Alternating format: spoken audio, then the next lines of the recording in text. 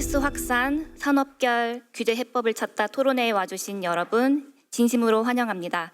저는 오늘 사회를 맡은 스타트업 얼라이언스 이지영입니다. 반갑습니다. 먼저 바쁘신 와중에도 오늘 토론회에 참석해 주신 모든 분들께 깊은 감사의 말씀 드립니다. 오늘 토론회는 국회 스타트업 연구단체 유니콘팜이 주최하고 스타트업 얼라이언스가 주관하는 행사로 AI 서비스 확산을 위한 산업별 규제 정목을 진단하고 입법 개선 방향을 모색하고자 마련된 자리입니다. 최근 저희 스타트업 얼라이언스가 국내 AI 스타트업 101곳을 대상으로 설문조사를 진행했는데요. 새 정부 AI 정책 방향 중에서 규제 혁신에 대한 기대감이 높은 것으로 나타났습니다. 특히 프리 A 단계의 스타트업들이 높은 기대를 나타내면서 기술 검증과 산업화를 본격적으로 추진하는 과정에서 기존 제도와 신산업 간 괴리가 두드러지고 제도적 유연성이 필요하다는 사실이 드러났습니다. 그래서 오늘 토론회에서는 법률, 자율주행, 드론 산업을 중심으로 현재 상황을 진단해보고 서비스 확산을 위한 방안을 함께 모색하고자 합니다. 이번 행사 개최를 위해 공동대표이신 김한규 의원님, 배현진 의원님을 비롯한 국회 스타트업 연구단체, 유니콘팜 소속 의원님들께서 함께 뜻을 모아주셨습니다. 그럼 지금부터 토론회를 시작하도록 하겠습니다. 먼저 국민의례가 있겠습니다. 모두 자리에서 일어나 정면의 국기를 향해 서주시기 바랍니다. 국기에 대하여 경례.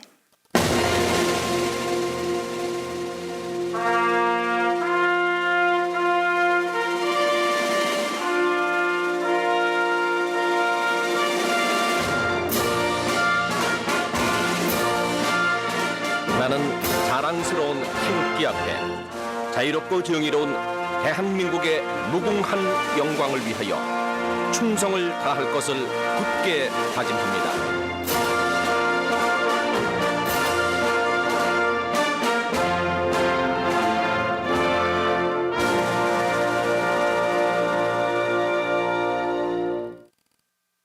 바로 애국가 제창은 생략하도록 하겠습니다. 모두 자리에 착석해 주시기 바랍니다.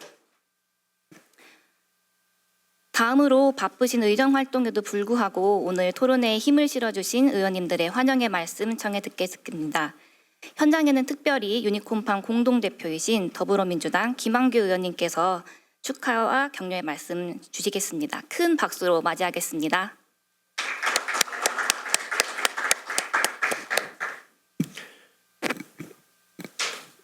크리스마스를 직전 앞두고 있는 이제 금요일 날 세미나를 열게 되어 죄송하다는 말씀부터 드리고요.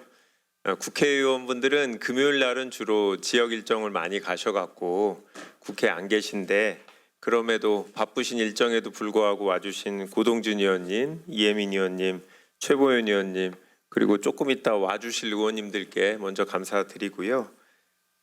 저희 오늘 행사 이 포스터라든지 현수막들을 보시면 검은색으로 되어 있습니다. 국회는 각 당마다 색깔이 있어 갖고요.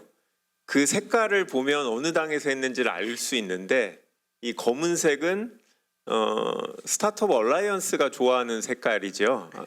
아닌가요? 행사하실 때마다 스타트업 얼라이언스가 껴 있으면 특정 정당 색깔로 하기 어려워서 그래서 저희 유니콘팜은 여야 의원들이 국회 연구단체에서는 좀 이례적으로 거의 이제 비슷한 숫자로 구성되어 있는 연구단체라서 저희도 각 당의 색깔은 안 쓰고 예외적으로 우리 배현진 의원님이 좋아하는 분홍색을 좀 자주 쓰는데요.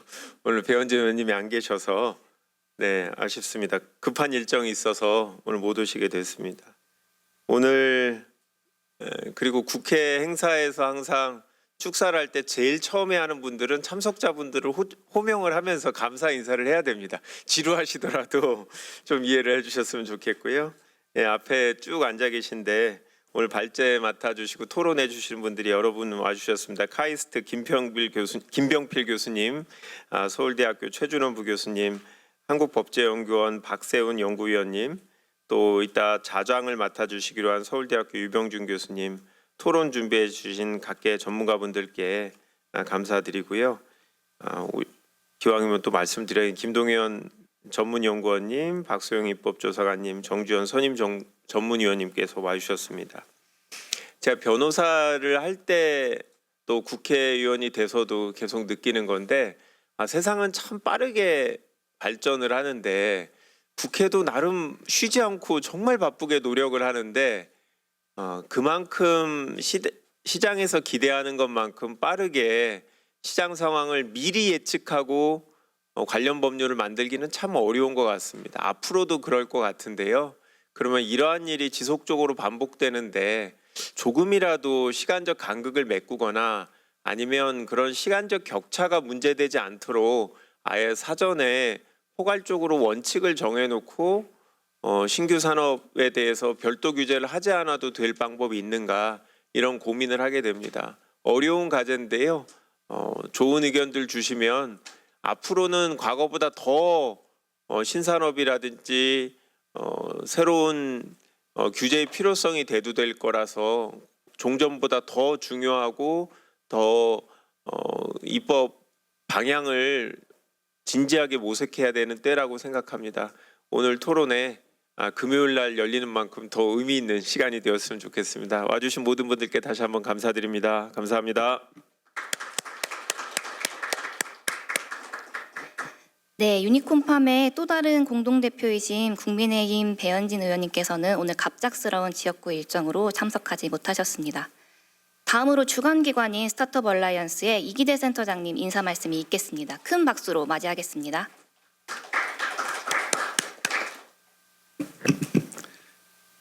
주관기관인 스타트업 얼라이언스 이기대입니다. 언제나 산업 현장 목소리에 관심 가져주시는 유니콘팜 의원님들께 진심으로 감사드리고 특히 김한규 대표의원님께 감사드립니다. 아울러 오늘 의미 있는 논의를 위해서 귀중한 시간 내주신 발제자 토론자 선생님들께도 진심 어린 감사의 말씀을 드립니다. 인공지능 분야 석학인 앤드루 응이 상당히 통찰력 있는 말을 한번 한 적이 있는데요. 그게 AI는 새로운 전기다. 그러니까 AI is the new electricity라는 말을 했습니다. 근데 전기의 발명에 필적할 만한 그런 사건인데 사실 인류가 자연현상인 전기를 잡아다가 쓰기 시작한 지는 150년 정도밖에 되지 않죠. 근데 전등을 만든 지 발명이 된 지는 꽤 오래됐는데 그 과학자들도 되게 많이 매달렸어요. 근데 우리는 토마스 에디슨만 기억을 하죠. 에디슨이 한 일은 전 세계에 있는 재료들을 갖다 수천 개 주워다가 몇 년에 걸쳐서 실험을 한 사람입니다. 그 기간 동안 애를 많이 썼지만 결론적으로는 교토에 있는 어느 그 대나무에 그 탄소로다가 필라멘트를 만들고 1200시간을 켜면서 그 사람이 이제 만든 회사가 결국 제너럴 일렉트릭이 돼서 100년이 넘는 그런 유명한 기업이 되는 거죠. 그런데 에디슨에 필적할 만한 그 AI 시대의 인물을 뽑으라고 하면 저는 당연히 데미스 하사비스를 꼽습니다. 우리 이세돌 구단을 주저앉혔던 그 구글 딥마인드의 데미스인데요. 그분이 작년에 노벨상 화학상을 수상을 했습니다. 매우 뜻밖이었는데 그 수상 이유가 인류가 지난 50년 동안 고민해왔던 3차원 단백질 구조를 AI로 풀었다는 거예요. 그리고 그것만 푼 게 아니라 지금 AI가 그 예측해낸 신소재 구조가 한 220만 개쯤 되는데 인류가 지금까지 발견해 놓은 게 2만 개밖에 안 된다는 거죠. 그러니까 그 인류의 누적된 그 지식의 양의 100배 정도로 AI가 순식간에 해치우는, 결론적으로 AI는 그동안 인류가 부딪혔던 현실의 벽들, 주로 과학 분야겠지만 그것을 허물고 있습니다.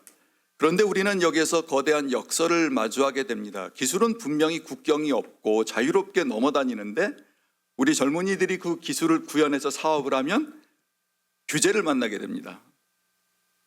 그래서 에디슨과 테슬라가 전기를 가지고 세계를 바꾸던 150년 전에 우리나라에는 척화비가 있었고 세국 정책이 있었습니다.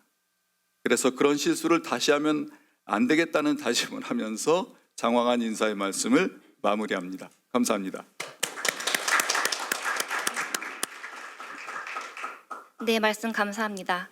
아울러 이 자리에는 여러 유니콘팜 소속 의원님들께서도 참석해 주셨는데요. 한 분 한 분께 축하의 말씀 청해 듣겠습니다. 먼저 유니콘팜 연구 책임이신 조국혁신당 이혜민 의원님의 축하 말씀이 있겠습니다. 네, 안녕하십니까. 조국혁신당 이혜민입니다. 예, 방금 전에 그 축사 말씀 이렇게 들으면서 무슨 생각을 했는지 잠깐 말씀을 드릴게요. 저는 어떤 산업이 발전을 함에 있어서 두 가지 문제 영역으로 나뉜다고 생각을 합니다. 하나는 기술의 문제냐, 그 다음에는 많은 경우에 제도의 문제냐. 예를 하나 들어볼게요. 오늘 우리가 이야기하는 것 중에 하나인 자율주행 자동차, 자율주행 같은 경우는 한 3, 4년 전에는 분명하게 기술의 문제였었던 것 같아요. 네, 이제는 제도의 문제로 들어오기 시작을 했습니다. 오늘 이야기하는 세 가지 영역 모두 다 거기에 해당되는 부분들이라고 생각을 하고, 방금 전에 이젠 딥마인드 데미스 하사비스 말씀을 하시는데, 하사비스랑 사진 찍을 수 있을 때 사진 찍어놓을 걸 잘못했다라는 생각을 잠깐 합니다. 실제로 제가 구글 안에서 있을 때 제 친구 PM이 어느 날 저에게 와서 이런 얘기를 했어요. 야, 혜민, 나 진짜 재밌는 프로젝트 하나 시작을 했는데 와서 볼래? 그래서 가서 봤어요. 그게 뭐였었냐면 웨이모의 전신인 자율주행 자동차 관련된 프로젝트이었었고, 초기에 그 친구는 비전을 전공했었던 친구인데 시작하는 모습을 본 게 그때가 언제냐면, 우리 지금 여기서 이야기를 하고 있지만 그때가 2010년도입니다. 꽤 큰 차이가 있죠. 그리고 오늘 이야기를 하시는 리걸텍 관련돼서는 리걸텍의 지능 관련해서 국회에서 어느 누구보다 앞장서서 일을 하고 있습니다. 관련된 신고제, 그 다음에 인증제, 모든 지금 법안을 다 내고 있고요. 에이전트, 올해는 에이전트 AI 얘기할 때 에이전트 얘기가 많이 나오고 있지만 아마 내년에는 더더욱 에이전트 이야기가 많이 나올 것이고, 그렇게 되면은 버티컬 AI 이야기가 또 많이 나오게 될 것이고, 우리나라가 제일 잘할 수 있는 부분 중에 하나가 버티컬 AI라는 것을 감안을 했을 때 오늘 이 주제들은 정말 적절하다고 생각을 합니다. 특히 저의 1호 법안이 판결문 공개 3법이었었는데 리걸텍이 버티컬 AI의 하나, 에이전트의 하나로서 자리 잡는데 자리매김함에 있어서 가장 제도의 문제를 푸는 그런 발걸음 유니콘팜의 회원 중에 한 사람으로서 계속 끌고 나갈 것을 약속을 드리고요. 자율주행이랄지 아니면 드론 모두 소프트웨어하고 하드웨어가 만나는 영역이라고 생각을 하거든요. 예전에 소프트웨어하고 하드웨어가 굉장히 멀리 떨어져 있었다라고 한다면은 지금은 이게 다 융합이 돼서 그 기술의 문제, 그다음에 제도의 문제 풀어야 되는 시점이라고 봅니다. 오늘 이 자리에 함께해 주시는 모든 분들께 정말 감사 인사드리고, 오늘 이 움직임이 내년에 2026년도에 대한민국이 버티컬 AI를 모든 영역에서라고 하기는 어렵겠지만 적어도 우리가 유니콘팜과 그다음에 스타트업 얼라이언스가 함께 이야기하는 영역에서만큼은 전 세계 탑을 찍을 수 있도록 그런 시작을 하는 한 해가 됐으면 좋겠습니다. 감사합니다. 네, 다음으로 국민의힘 고동진 의원님의 축하 말씀이 있겠습니다. 저는 개인적으로 2025년 올해가 AI 역사에 뭔가 이렇게 선을 그을 수 있는 한 해가 아닌가. 아까 우리 이기대 센터장님 이 전기에 발명하고 이게 굉장히 재밌는 비교를 해주셨는데, 저는 사실은 2025년 올해 1월달 우리 구정 때 딥시크가 뭔가 이제 그런 모습을 보여주면서 한국에는 LLM 할 필요 없고 버티컬만 하면 된다라고 하는 게 팽배해 있었어요, 사실. 근데 그 시점으로 모든 분위기가 확 바뀐 걸 보고서 제가 그때 이제 어디 구정 때 가지 못하고 집에서 그 자료 만들고 세미나 준비하느라고 고생했던 기억, 고생은 아니지만, 저는 지금 여기는 오늘 AI 서비스 관련된 토의를 하시는 자리고, 근데 우리가 좀 짚어봐야 될 게, 저는 이제 항상 궁금했던 게 엔비디아의 GPU의 오너십이 언제까지 갈 건가? 이제 흔들리고 있어요. 그게 바로 에이전틱 AI가 촉발을 해줬고, 그 다음에 텐서플로우 유닛이 그게 옆에서 거들고 있고 TPU가 거의 10년 동안 공개를 안 하고 있다가 이제 슬슬 공개를 하는 거거든. 제가 지난 8월에 개인적인 어떤 집안일로 해서 미국을 갔다가 마침 시간이 좀 맞아가지고 그 브로드코멘트 혹탄하고 이제 한참 동안 좀 얘기를 한 기억이 있는데 뭐 혹탄 얘기는 뭐 굉장히 뭐 자신 있어 하더라고. 근데 그걸 뭐 100%다 믿을 수는 없고 어쨌든 지금 이 데이터와 알고리즘과 이 컴퓨팅 파워 세계가 맞물려 돌아가는 이 AI의 중심축에서 알고리즘 그 트랜스포머 모델이 존재한다면 계속 이 알고리즘은 올 때까지 온 것 같고 데이터는 뭐 스스로 만들어내고 컴퓨팅 파워는 옵션까지 생기고 저전력의 저가로도 가능성이 있다.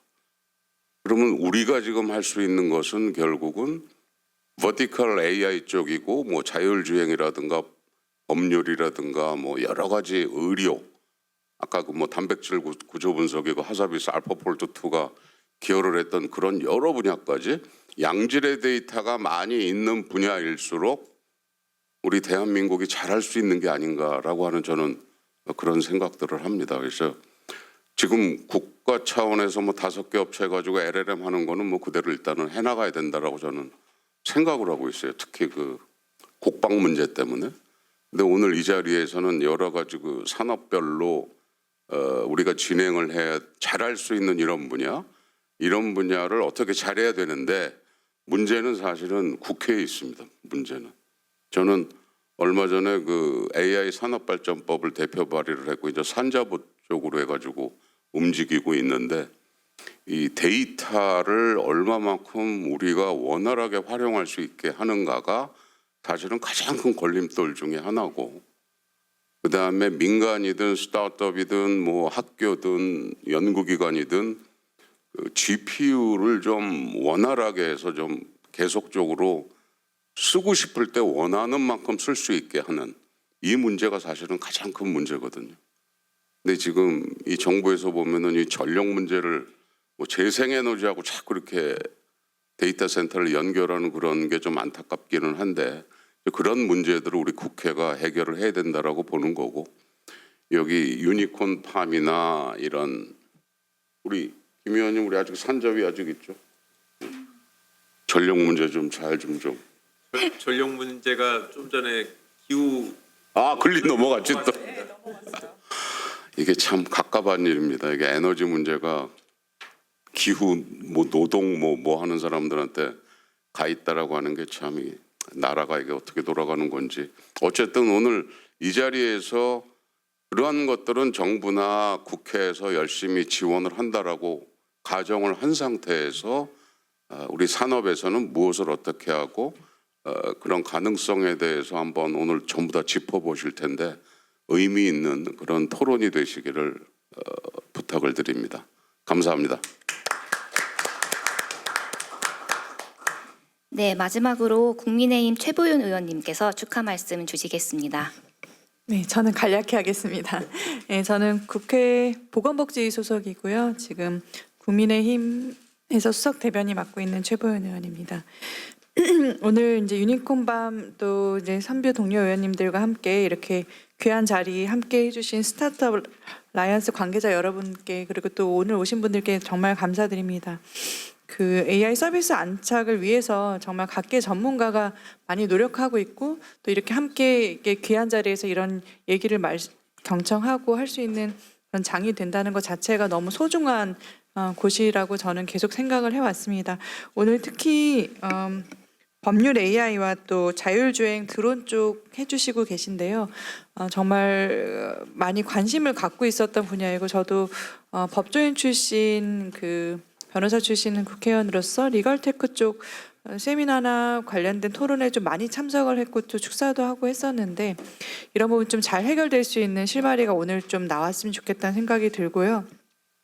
그리고 또 자율주행 부분은 또 제가 자체가 또 장애인 당사자이기도 하고 또 많은 분들이 자율주행에서 관심을 많이 갖고 있습니다. 휠체어뿐만 아니라 자동차 뭐 여러 부분에서 정말 새로운 세계가 열리지 않을까 계속 관심을 갖고 있었던 분야인데 오늘 또 귀한 말씀 들을 수 있는 계기가 돼서 너무 감사하다는 생각이 들고요. 또 드론도 또 새롭게 정말 많은 변화를 가져올 곳이라서 정말 시의적절하고 중요한 주제들을 오늘 다루게 되는 거 아닌가 생각이 듭니다. 그리고 항상 그러니까 저는 국회에 오게 된 계기가 또 기술은 인간을 향해야 된다는 그런 신념을 갖고 왔는데요. 오늘 주제를 비롯해서 이렇게 산업별 부분에서 특히 우리 국민들께 다가가는 산업의 영역에서 그런 부분들이 가치를 가질 수 있도록, 그리고 그런 가치 부분들이 또 국회에서 함께 노력해서 할 수 있는 부분이 될 수 있도록 저도 노력하겠다는 말씀을 드립니다. 그리고 더군다나 이제 저희가 이런 산업별 규제라는 부분에서 지난번에 우리 유니콘팜에서 논의했던 부분을 잠시 또 되돌아보면은 충분한 사회적 합의나 이해관계 조정이 없이 이제 가장 단순한 방식인 원천적 차단이 선택되지 않는지 그런 부분이 굉장히 중요한 부분인 것 같습니다. 물론 뭐 국민 안전과 공정성 부작용에 대한 우려는 매우 중요하지만 우려만으로 사업 문제를 전면 사전에 금지하는 것보다는 여러 가지 뭐 영향 위험을 지켜보면서 관리 보완하는 제도적 해법이 가능한지가 오늘 이 자리에서도 함께 논의될 볼 필요가 있지 않나 이런 생각도 듭니다. 항상 새로운 시도가 중요하고 그것이 또 국민들께 끼치는 사회적 영향이 정말 큰데요. 이런 부분들이 시장 경제 안에서 잘 작동이 될 수 있고 정책이 이제 현장에 발목을 잡는 규제가 아닌 정비하는 방향으로 잘 작동할 수 있을 때 더 큰 혁신의 효과가 나올 수 있지 않나 생각이 듭니다. 다시 한번 오늘 이렇게 도약을 AI 신산업 한 단계 도약을 위해서 이렇게 함께 의기투합해서 모일 수 있는 이 자리에 대해서 다시 한번 감사드리고요. 모든 분들께 뭐 메리 크리스마스 되시고 새해 복 많이 받으시라는 말씀 전합니다. 감사합니다. 네, 그리고 마지막으로 더불어민주당 박민규 의원님께서도 축하 말씀 주시겠습니다. 네, 서울 관악구 갑 기획재정위 에 일하는 박민규입니다.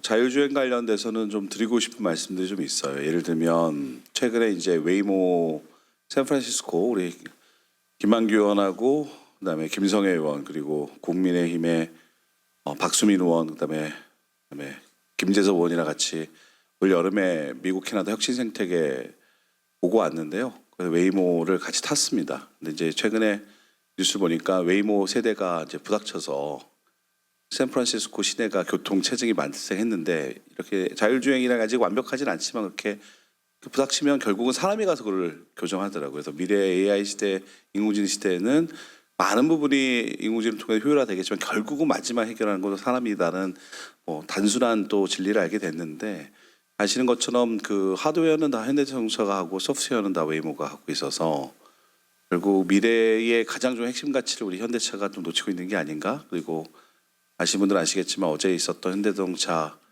임원 임사에서 자율주행 팀들이 다 해고 당했거든요. 실패를 인정하는 상황이고 이런 상태에서 아쉬웠던 거는 제가 과거에 남경필 전 경기지사가 연정을 추구했었고 제가 민주당 출신이고 민주당이지만 연정에 함께하자는 제안을 받고 경기도의 혁신위원회라는 일을 같이 했었는데 그때 2015년도 16년도에 남경필 지사는 판교에다가 자율주행 샌드박스처럼 만들어서 정말 도전하자고 했고 그때만 해도 만약 그것이 이루어졌다면 과연 현대차 남양연구소도 경기도에 있었고 판교가 있었다면 판교 그 당시에 지금 현재 정말 좋은 도시가 샌프란시스코처럼 거의 도시가 이제 도시구역의 신도시니까 자율주행이 꽤 괜찮거든요. 아이들이 별로 없는 또 지역이었고 너무 아쉽습니다. 그런 측면에서 과거의 이러한 실패를 다시 반복하면 안 되기 때문에 저희 유니콘팜에서는 익숙함과의 결별 또 사회적인 갈등으로 비출 수 있지만 옳은 길이라고 판단되면 비난받을 용기를 갖고 있는 의원들이 모여있다고 생각하고 있고요. 그런 차원에서 오늘의 토론회가 의미가 있다고 생각합니다. 또 하나 뉴스를 말씀드리면 우리 유니콘팜에 또 활동하고 계시는 민주당의 이소영 의원이 저랑 같이 이제 기재회 활동을 같이 하고 있는데 주말에 갑작스럽게 나 그 FSD 자율주행 우한에 가서 한번 보고 싶다. 그래가지고 보좌진이랑 같이 주말을 껴서 여행을 그러니까 출장을 다녀온 거죠. 사비를 들여서 가가지고 그걸 갔다 왔다고 이렇게 X에다가 트윗을 날렸는데 일론 머스크가 리트윗을 했습니다. 그래서 그것을 보고 아 놀라운 사실이면서 뭐 이처럼 세상은 일론 머스크의 리트윗을 한국의 하나의 정치인이 FSD에 관심이 있으면 국내에서도 이제 허용됐다는 거를 알고 확인하러 갔더니 이제 이 천재적인 사업가 일론은 리트윗을 할 정도로 세상에 연결되어 있는데 그러한 연결망과 빠른 속도 안에서 과연 대한민국의 규제는 어떻게 변화해야 되는지에 대해서 오늘 잘 듣고 국회의원으로서 할 수 있는 거 다 하겠습니다. 고맙습니다. 네, 본격적인 토론회 진행에 앞서서 기념사진 촬영을 하도록 하겠습니다. 네, 기다려주신 청중분들 감사드립니다. 그리고 저희 방금 국민의힘 박덕흠 의원님께서도 함께 해주셔서요. 축하의 말씀 한 번 더 들어보도록 하겠습니다. 네, 반갑습니다. 열심히 뒤에서 심부름하겠습니다. 감사합니다. 이제 본격적으로 토론회 시작하도록 하겠습니다. 오늘 토론회는 세 분의 발제에 이어서 종합 토론을 진행하는 순서로 준비되어 있습니다. 지금부터 발제를 청해 듣겠습니다. 먼저 카이스트 김병필 교수님께서 법률 AI 분야를 주제로 발표해 주시겠습니다. 네, 교수님 앞으로 모셨습니다. 방금 소개받은 카이스트 기술경영학부 김병필입니다. 반갑습니다.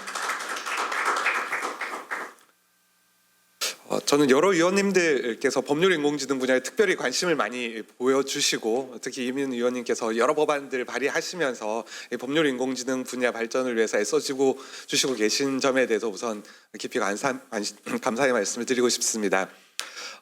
저는 2016년도 알파고와 이세돌의 대국 이후에 법률 인공지능 분야를 좀 제대로 공부를 해보고 싶다라는 생각에 2018년도에 학교로 옮겨왔습니다.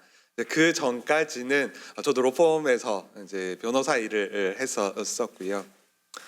그래서 2018년부터 계속 법률 인공지능 분야와 관련된 기술들 혹은 제도들을 이제 공부를 해오면서 항상 고민을 했었던 주제가 있습니다. 과연 우리가 법률 인공지능을 신뢰해도 괜찮은가? 이민현 의원님께서 이게 기술의 문제인가 제도의 문제인가를 구분해야 된다라고 말씀을 주셨는데 이제까지 항상 법률 인공지능은 저에게 기술의 문제였습니다. 그런데 그 생각을 저는 올해 바꿨습니다. 올해부터 저에게 법률 인공지능은 기술의 문제가 아니고 제도의 문제에 더 가까워졌다라고 생각을 합니다. 그 이유가 제가 오늘 발제문에서 짧게 언급을 했었던 AI 에이전트 기술의 도입 덕분입니다. 올해 여름 MS에서 의료 진단용 인공지능을 새로 발표를 했습니다. DXO, Diagnostic Orchestration이라고 부르는 기술인데요. 그 기술은 이제까지 우리가 봐왔던 의료 인공지능하고는 좀 다른 것이었습니다. 이게 어떻게 다른 것이냐면은 에이전트 하나가 진단을 하는 방식이 아닙니다. MS에서 만든 기술을 보면 에이전트가 5개가 있습니다. 첫 번째 에이전트는 환자의 상태를 보고 가설을 세웁니다. 이 환자가 무슨 병이 있지 않을까? 그럼 두 번째 에이전트는 그 가설을 비판하는 데 특화되어 있습니다. 세 번째 에이전트는 그 가설과 비판을 검증하기 위해서는 무슨 테스트를 해야 될까? 검사를 제안합니다. 그럼 마지막으로 또 다른 에이전트는 검사 비용이 얼마나 될지를 조사를 합니다. 그래서 그 외에 이제 체크리스트 같은 것들의 데이터를 제공하는 AI도 있는데 에이전트도 있는데요. 이 5개의 에이전트가 서로 토론을 하고요. 그 토론을 한 결과 제안을 합니다. 최종적으로 검사 결과를 그러니까 진단한 결과를 제안을 합니다. 그래서 인간 의사들이 진단하기 굉장히 어려워하는 복합적인 질환에 대해서 정확도가 85% 정도가 나왔다고 하는데 이게 인간에 비해서 정확도가 4배 이상이 된다라고 합니다. 그러면은 법률 인공지능에 AI 에이전트가 도입이 되면 어떨까요? 에이전트 하나가 어떤 사건에 대해서 판단을 해서 답변을 주는 방식이 아닙니다. 여기도 마찬가지로 다중 에이전트와 같은 방식으로 작동을 하게 될 겁니다. 한 에이전트는 좀 더 원고 입장에서 주장을 할 수도 있고요. 다른 에이전트는 좀 기존의 선례에 따라서 평가를 할 수도 있을 겁니다. 그러한 여러 에이전트들 간의 토론을 통해서 어떠한 결론을 만들어내는 기술이 지금 우리가 만들어 가고 있는 AI 에이전트 시대의 새로운 기술 동향이고, 이러한 기술이 올해부터 확산이 되기 시작했습니다. 특히 이제 중국을 중심으로 해서 이런 연구들이 많이 나오고 있는데요. 여기서는 배심원들을 에이전트 여러 개를 형식으로 구성을 해서 배심원들끼리 토론을 해서 어떤 사건의 결과를 예측하는 이런 연구들이 있습니다. 이런 기술들이 이제 올해부터 시작했기 때문에 앞으로 3에서 5년 동안이 가장 중요한 골든타임이 아닌가라는 생각을 합니다. 이 시간 동안 법률 AI 분야는 정말 빠르게 발전을 할 것이고요. 이 기술들이 우리 사회에서 바르게 자리 잡을 수 있도록 하는 제도적인 기반이 지금부터 마련되어야 하는 타이밍이 아닌가라고 생각을 합니다. 그래서 사실 여러분들이 잘 아시다시피 우리나라의 리갈테크 산업은 사회적 분쟁의 대상이어 왔습니다. 꽤 오랫동안. 이게 리갈테크 서비스를 국민에 제공하는 것이 변호사법 위반인가라고 하는 쟁점이 있었고요. 다른 한편에서는 이제 변호사협회에서 제정한 광고 규정을 통해서 리갈테크 기업들을 제한하는 그런 노력들도 있어 왔습니다. 이것들이 끊임없는 소송과 분쟁의 연이은 상황으로, 그것이 계속 이어지는 방식으로 지금 진행되어 오고 있는 상황입니다. 그래서 국회가 나서야 하는 정말 중요한 상황이 되었다라고 저는 꼭 말씀드리고 싶습니다. 두 가지 의원안이 지금 나와 있는데요. 첫 번째, 권칠승 의원님께서 대표 발의하신 리갈테크 산업진흥법. 이 법은 여러 가지 리걸테크 서비스를 층위를 나눕니다. 그래서 완전히 허용되는 것과 또 다른 한편으로는 완전히 제한되는 것과 그 중간에 허가 제도로서 법무부의 허가를 받아서 할 수 있는 것, 이런 식으로 층위를 나누어서 규제를 하자라고 하는 것이 권칠승 의원님의 안의 핵심적인 내용이고요. 그리고 이민 의원님 안 같은 경우에는 이제 신고제 같은 형식으로 되어 있습니다. 저는 이 자리에서 신고제가 맞는지 허가제가 맞는지 일정한 금지가 필요한지에 대한 말씀을 드리려고 하는 것은 아닙니다. 하지만 리갈테크 서비스의 유형별로 자유 허용하는 범위가 확정이 되어서 리갈테크 기업들이 이런 법률적인 분쟁에 휩싸이지 않고 안심하고 서비스를 할 수 있는 영역, 그리고 일정한 영역에서는 반드시 법무부가 안전장치들을 마련을 하고 그 안전장치들을 준수를 하는 것을 감독을 하고 그 감독의 범위 내에서 안심하고 서비스를 활용할 수 있는 범위가 있고, 그걸 넘어서서 현재 기술로는 아직은 부족하다라고 싶은 영역에 대해서는 규제 샌드박스를 통해서 제한적으로만 허용을 하는 그러한 방식의 어떤 다층적인 규제 체계가 지금 필요한 것이 아닌가라고 생각을 합니다. 그리고 판결문 데이터 공개와 관련돼서도 이민 의원님 법안을 발의를 해주셨는데요. 이제 현재 판결문 공개 제도에는 여러 가지 좀 한계가 있습니다. 첫 번째로는 한 건당 1,000원씩의 수수료가 부과되고 있는 현실적인 문제가 있습니다. 이게 정말 우리나라 법원이 판결문 한 건에 대해서 1,000원을 받지 않으면 이 서비스를 국민들한테 제공할 수 없을 정도로 예산이 부족한가? 그 때문에 반드시 1,000원을 받아야 하는 것인가? 라고 하는 의문이 우선 있고요. 사실은 이 1,000원을 받는 또 다른 근본적인 이유는 사실은 대규모로 판결문 데이터를 축적을 해서 이것을 AI 학습에 활용하는 것 자체를 좀 제한하는 그런 의도가 그 이면에 깔려 있는 것은 아닌가라고 하는 의심이 들 수밖에 없습니다. 다른 한편으로는 이제 판결문이 지금 종래 판결문에 대해서는 이미지 형식으로 제공이 되고 있는 상태입니다. 그래서 기계 판독이 불가능한 상태이고요. 이것은 공공데이터법 위반 소지가 클 뿐만이 아니라 음성으로 변환을 해서 장애인들, 특히 시각장애인들을 위해서 이제 읽어줄 수 있는 기능이 구현되지 못하는 이제 그런 제한이 되고 있는 상황입니다. 그리고 다른 한편으로는 지금 법원에서는 비실명화를 한 데이터를 공개를 하고 있는데 그 비실명화라고 하는 것이 개인정보보호법상의 비식별 조치와 무관하게 법원이 자체적으로 자기 기준을 만들어 놓은 것에 불과합니다. 그렇기 때문에 개인정보보호법상으로 개인정보에 해당하지 않는 정보, 예를 들면 법인명이나 조직명 혹은 건물명 같은 것들도 과도하게 비실명 조치의 대상이 되어서 사실은 지금 조금 복잡한 판결 같은 경우에는 A, B, C, D, E, F, G, AA, AB, AC 이렇게 쭉 이어져서 도대체 이 판결문이 무엇을 다루고 있는 것인지 현실적으로 알기가 굉장히 어려운 상황입니다. 그래서 명확하게 비실명 조치의 범위를 정하는 그런 것들이 법률로서 정해질 필요가 있다라는 말씀을 드리면서 제 짧은 발제 마치도록 하겠습니다. 네, 교수님 감사합니다. 이어서 서울대학교 최준원 교수님께서 자율주행 분야를 주제로 발표해 주시겠습니다. 교수님 앞으로 모시겠습니다. 네, 안녕하세요. 예, 서울대학교 최준원입니다. 네. FSD가 이제 한국에 상륙을 했고 사실은 이제 자율주행의 어떤 발전이 우리한테 이제 피부로 느껴지는 것 같습니다. 저는 이제 자율주행 연구를 한 8, 9년 정도 해오고 있는데요. 네. 뭐 지금만큼 이렇게 뜨거운 관심을 받은 적이 없는 것 같아요. 예. 그래서 여러 가지 좀 생각이 드는데요. 좀 한번 제 생각을 말씀을 드려보도록 하겠습니다. 네.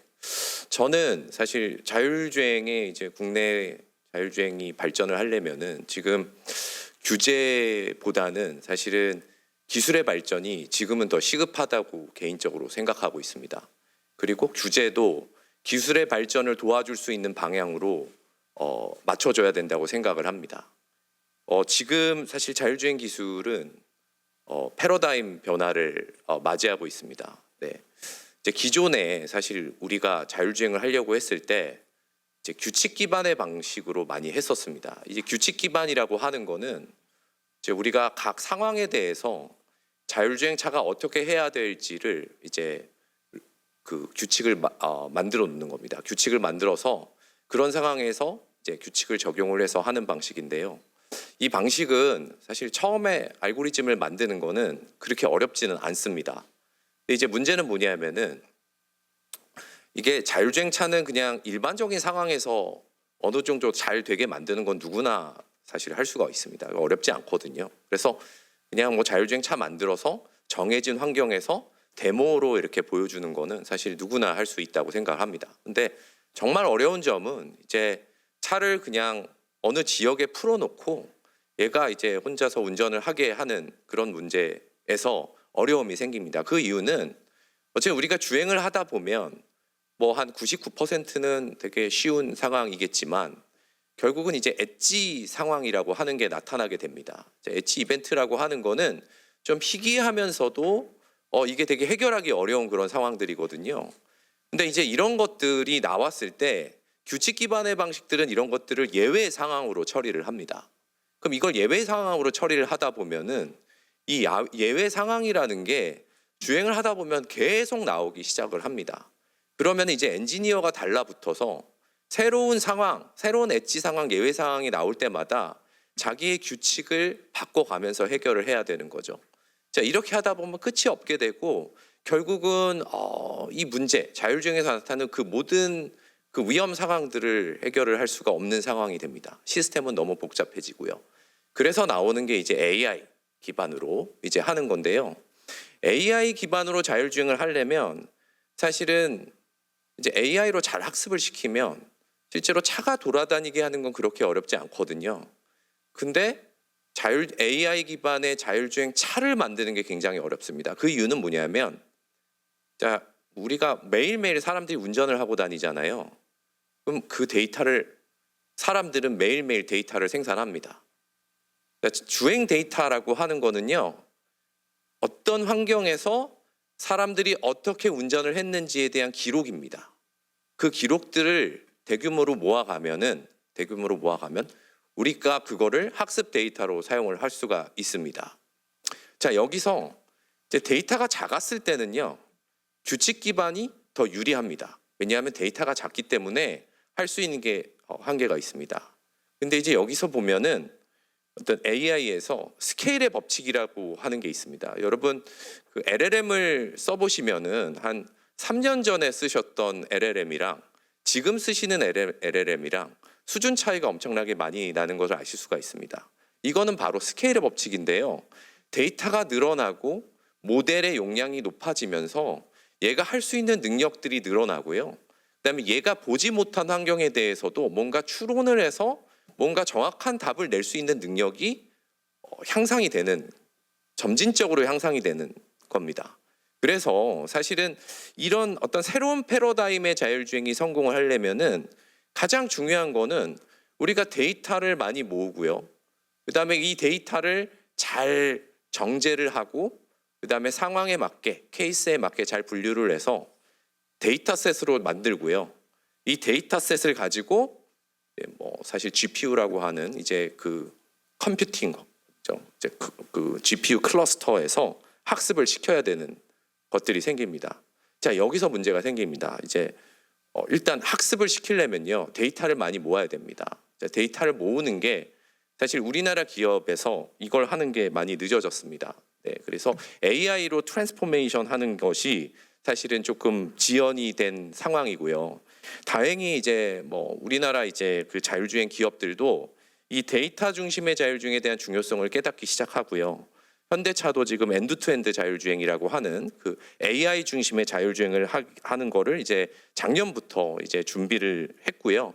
그다음에 국내 이제 산업부, 정부에서도 이제 뭐 그 미래차, AI 미래차 얼라이언스, 엑스 얼라이언스를 만들어 가지고 좀 엔드투엔드 자율주행을 할 수 있도록 기업과 학교에 지원을 하고 있습니다.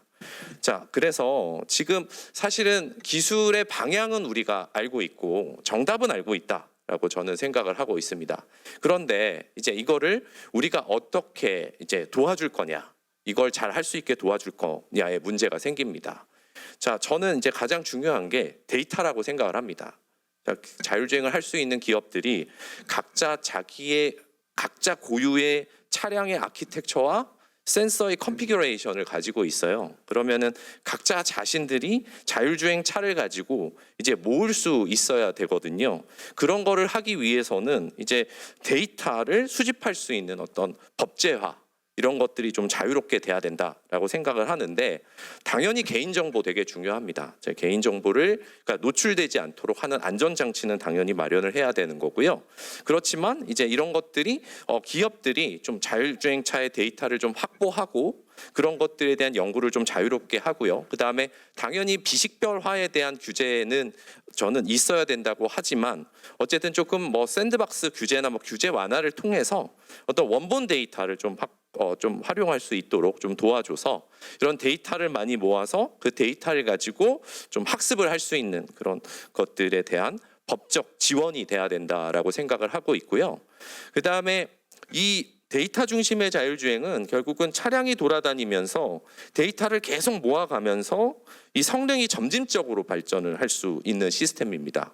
그렇기 때문에 뭐 이런 것들을 할 수 있는 시범 지역이나 아니면 데이터를 수집할 수 있는 어떤 뭐 그 시범 지역, 뭐 이런 지역을 좀 지정을 해서 차들이 거기서 좀 데이터를 계속 모으면서 자기네들이 어떤 자율주행 기술들을 좀 점진적으로 발전시켜 갈 수 있도록 하는 그런 어떤 지원이 필요할 거라고 생각을 하고 있습니다.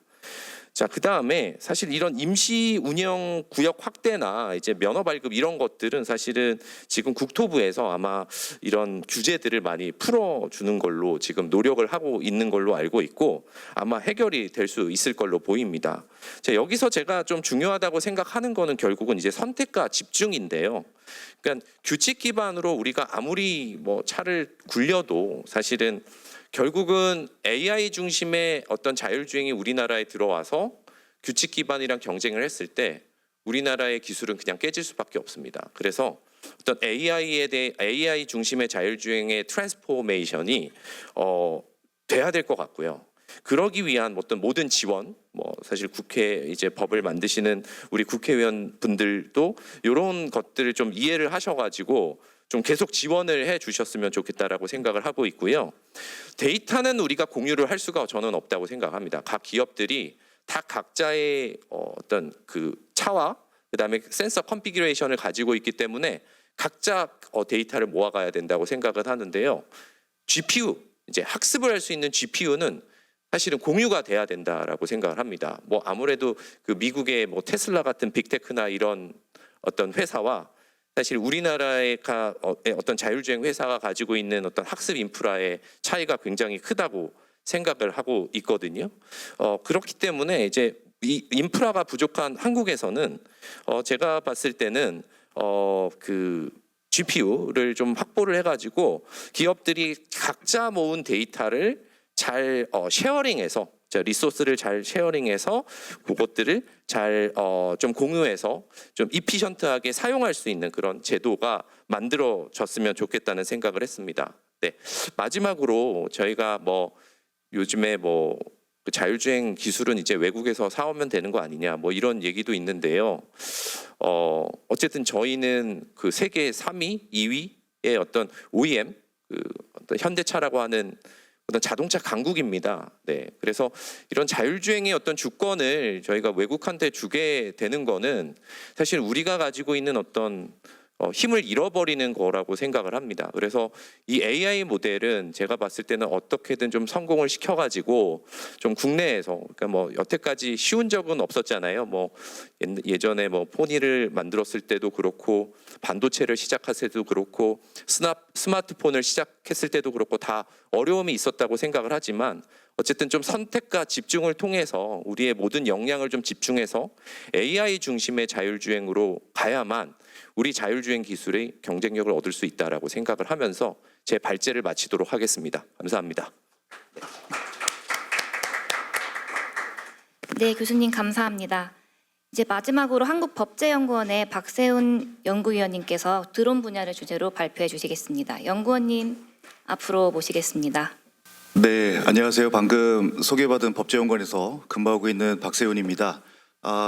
오늘 아마 자료집이 다 배포가 된 것 같으니 자료집을 중심으로 말씀을 올리도록 하겠습니다. 저는 이 드론과 관련해서 2019년도부터 드론법 하위법령 제정할 때 좀 많은 역할을 했는데 그때 같이 통과된 법이 자율주행차법입니다. 그래서 저희 기관에서 드론법하고 자율주행차법을 좀 많이 연구를 좀 많이 했었었고 저는 드론법 위주로 좀 많이 했다라는 말씀을 드리면서 드론법 하면서 그 이후에 유해인법도 같이 좀 많은 참여를 했다라고 말씀을 드릴 수 있겠습니다. 그러면 저희 자료집에 보시면 24페이지에서부터 쭉 내용의 말씀을 올리도록 하겠습니다. 사실 이 항공의 역사 그리고 이 드론의 역사는 물론 얼마 안 됐지만 항공의 역사는 사실 모든 분들이 말씀하시기에 이 피의 역사다, 눈물의 역사다. 항공법이 분법되면서까지 굉장히 다양한 그런 이제 피해 역사들이 이게 켜켜이 쌓여진 굉장히 좀 어려운 법이다라는 걸 제가 또 하면서 많이 느꼈고요. 관련해서 그래서 이 항공과 관련, 그러니까 뭔가를 우리 머리 위로 날아다닌다는 거에 대한 그런 어려움 이런 것들이 드론법에서도 굉장히 많이 좀 존재하고 있다라고 보시면 되겠고, 그래서 여기에서 우리가 따지고 있는 지금 드론에 있어서는 우리가 무인 비행 장치하고 무인 항공기 이 두 가지가 우리는 드론으로 좀 보고 있는데 사실 여기서 보고 있는 것은 드론에 있어서의 그 굉장히 많은 이제 정보들을 우리가 취득을 하고 이런 정보들에 있어서의 내용들을 우리가 어떻게 정리할 거냐에 대한 부분들이 AI의 고영향 인공지능과 연계된다고 보시면 되겠는데요. 관련해서 드론은 사실 우리가 계속적으로 말씀드릴 수 있는 것은 이게 이제 눈으로 보는 이게 가시권 비행으로밖에 지금 드론법은 설계가 되어 있지 않습니다. 그게 무슨 말씀이냐면 이 가시권 비행을 하려다 보면 중간에 이제 관찰자도 두어야 되고 이러다 보니까 굉장히 드론에 대한 특별비행 승인이 이제 2017년도에 도입이 됐고 그 관련된 내용들을 좀 굉장히 많이 학습을 하고 있는데 과연 우리는 지금 이 드론에 대한 가시권 비행과 또 스스로 자율학습을 하고 있는 AI 드론에 있어서의 이 법리 체계가 과연 적절하냐 아직은 많이 못 따라가고 있다 이렇게 보시면 되겠습니다. 그리고 이제 사실 이 드론의 핵심 가치가 제가 이제 24페이지 슬라이드에도 적었지만 앞서 발제자들께서도 말씀해 주신 것처럼 지속적이고 반복적이고 그리고 뭔가 이 자율성이 굉장히 좀 강하게 띄는 것이 AI라고 말씀을 드릴 수 있다고 하면 사실 드론은 이러한 그 습득할 수 있는 어떤 데이터라든지 이런 데이터 셋들을 할 수 있는 드론에 대한 이 그릇이 없습니다. 드론법에 있어서는. 그래서 그런 것들이 사실 좀 많은 문제가 되고 여기서 이제 야간이나 비가시권에 대한 비행에 있어서의 특별비행 승인이라는 2017년도에 도입이 됐지만 이것들도 사실 군집빛 드론 비행 여러분들이 잘 아시는 야간 내에 이제 뭐 라이트쇼 하는 그 정도의 비행으로 보시면 되겠고요. 25페이지에서부터 제가 드리고 싶었던 말씀은 사실 이 AI 드론에 가장 이제 말씀하시는 것처럼 가장 핵심 주제가 그러면 사고가 나면 이건 누구 책임을 할 것이냐? 그럼 조작자 책임이냐? 제조자 책임이냐? 아니면 굉장히 다양한 이 항공을 날아다녔을 때 건물과 건물 사이에서 들어오는 와류라는 일이 굉장히 강한 바람에 대한 기류라든지 뭐 이런 것들에 있어서의 그러면 어떤 이제 그 외부의 요인이냐 아니면 통신을 하고 있는 PSU의 어떤 이제 서비스 서플라이어 제공자의 책임이냐 여러 가지 굉장히 다양한 쟁점이 있다라고 말씀을 드릴 수 있겠고 그래서 이것들이 그 입증 책임의 영역으로 넘어가지 못하는 한 사실 드론은 이 도심 내 배송이라는 것 자체도 굉장히 어려움이 지금 봉착해 있다라고 봐주시면 되겠습니다. 그래서 이제 이거에 더불어 이제 드론에서 취득하고 있는 굉장히 이제 드론의 이 광각 카메라, 초광각 카메라에 가 이제 수집하는 정보들이 굉장히 고도화된 정보들을 많이 취득을 합니다. 사실 실제로 우리가 날아서 이제 드론이라는 것 자체는 제로 그라운드에서 300m까지의 비행을 우리가 이제 허가를 하고 있는데 거기서 취득할 수 있는 정보들이 국가 이제 보호 시설들이 굉장히 많거든요. 그래서 이런 것들에 대한 사실 프라이버시에 대한 내용들 굉장히 좀 중요한 분석들이 좀 필요할 것 같다라고 보시면 되겠고 그래서 여기서 이제 보시는 것처럼 이 국가 주요 기반 시설에 대한 그 시설물들에 대한 정보의 취득도 뿐만 아니고 여러분들이 이제 걸어 다니거나 아니면 이런 다니는 여러 가지 개인정보 보호도 그 프라이버시도 이 우리가 보호에 따라서 따라오지 못하는 그런 여러 문제점들도 있다라고 말씀을 드릴 수 있겠습니다. 그리고 사실 항공안전법에서는 이 드론이 군집으로 있는 사람들 위로 날아다니지 못하게끔 규정이 되어 있어서 이런 이제 약간의 드론법과 항공안전법상의 여러 법리 체계에 있어서는 조금 더 챙겨봐야 될 것이 많다라는 거고요. 그다음 26페이지에 있어서는 이 굉장히 그 좀 논의적인 문제인데 사실 우리는 이 드론과 관련되어서는 사실 기체 그다음에 그 장비 중심으로 이 안전 체계가 정립이 되어 있어요.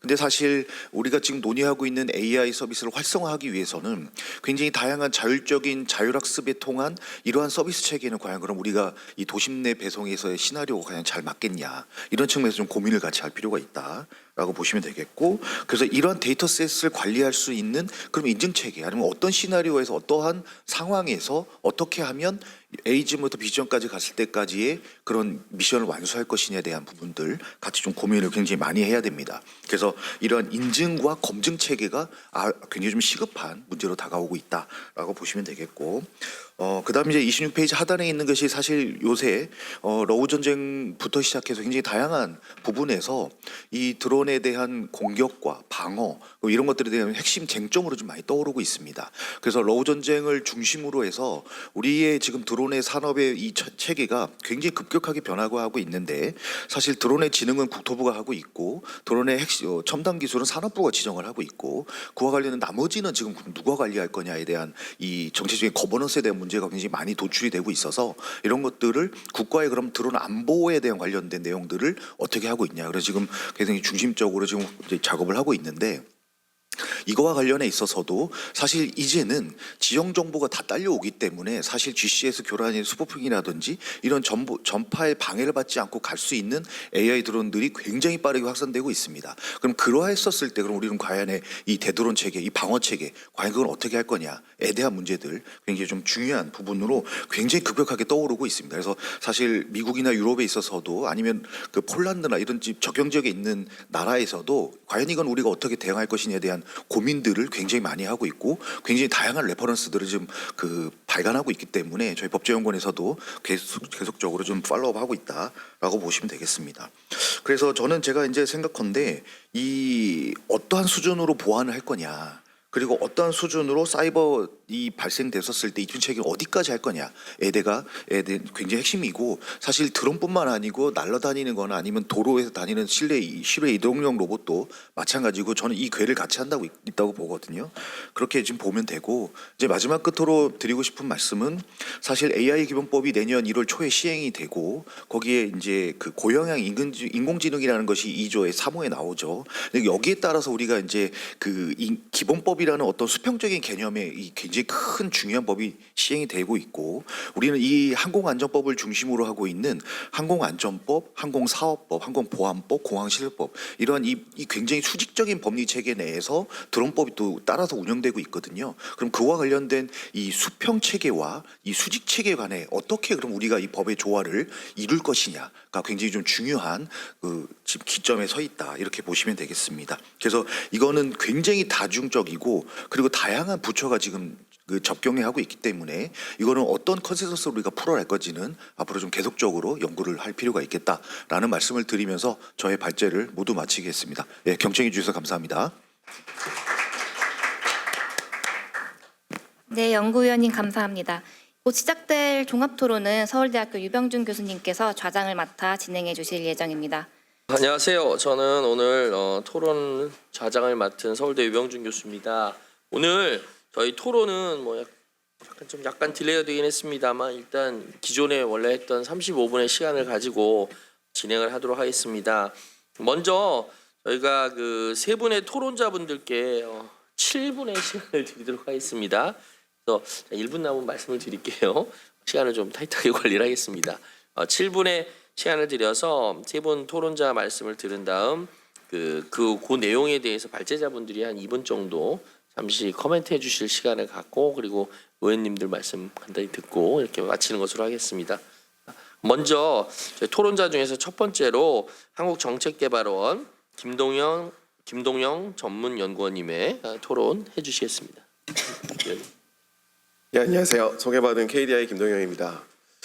제가 디지털 경제 분야를 연구를 하다 보니까 굉장히 분야가 좀 잡다해졌습니다. 플랫폼 분야를 주로 많이 했고요. 그러다 보니까 택시 분야로 이어지게 됐고, 그게 이제 자율주행 분야로 연결되면서 자연스럽게 이 많은 분야의 서비스와 관련된 규제들도 푸는 노력도 하고 연구도 진행을 하고 있습니다. 오늘 제가 많이 관여를 했었던 법률 서비스 분야와 이외에도 이제 에어비앤비라든지 여러 플랫폼 분야들이 있는데요. 이 자율주행 분야 그리고 드론 분야가 주제로 올라와서 관련된 이야기들을 좀 드릴 수 있으면 좋겠습니다. 이제 AI 서비스는 AI 기술하고는 좀 구분되어서 진행이 돼야 되는 부분들이 분명합니다. 우리가 디지털 전환이라고 하면 기술의 이슈라고 생각하기가 쉬운데, 예를 들어서 스마트 팩토리에서 중요한 건 팩토리지 스마트는 도구입니다. 그러니까 이 AI도 결국에 도구로서 어떻게 쓰이느냐가 서비스 영역에서는 가장 중요할 텐데요. 그런 것들이 가장 충돌하는 게 아마 이 세 가지 분야가 아닌가 싶습니다. 먼저 법률 AI 분야에 대한 토론 주제들을 좀 말씀을 드려보면요. 제가 이제 로보톡이 한참 문제됐을 때 이 문제를 풀어보려고 법무부 국회 많이 다녔습니다. 꽤 많은 노력들을 기울였는데, 그때 들었던 생각 중에 하나가 반대하는 사람의 논거는 뭐고 찬성하는 사람의 논거는 뭔가가 명확하지 않다라는 겁니다.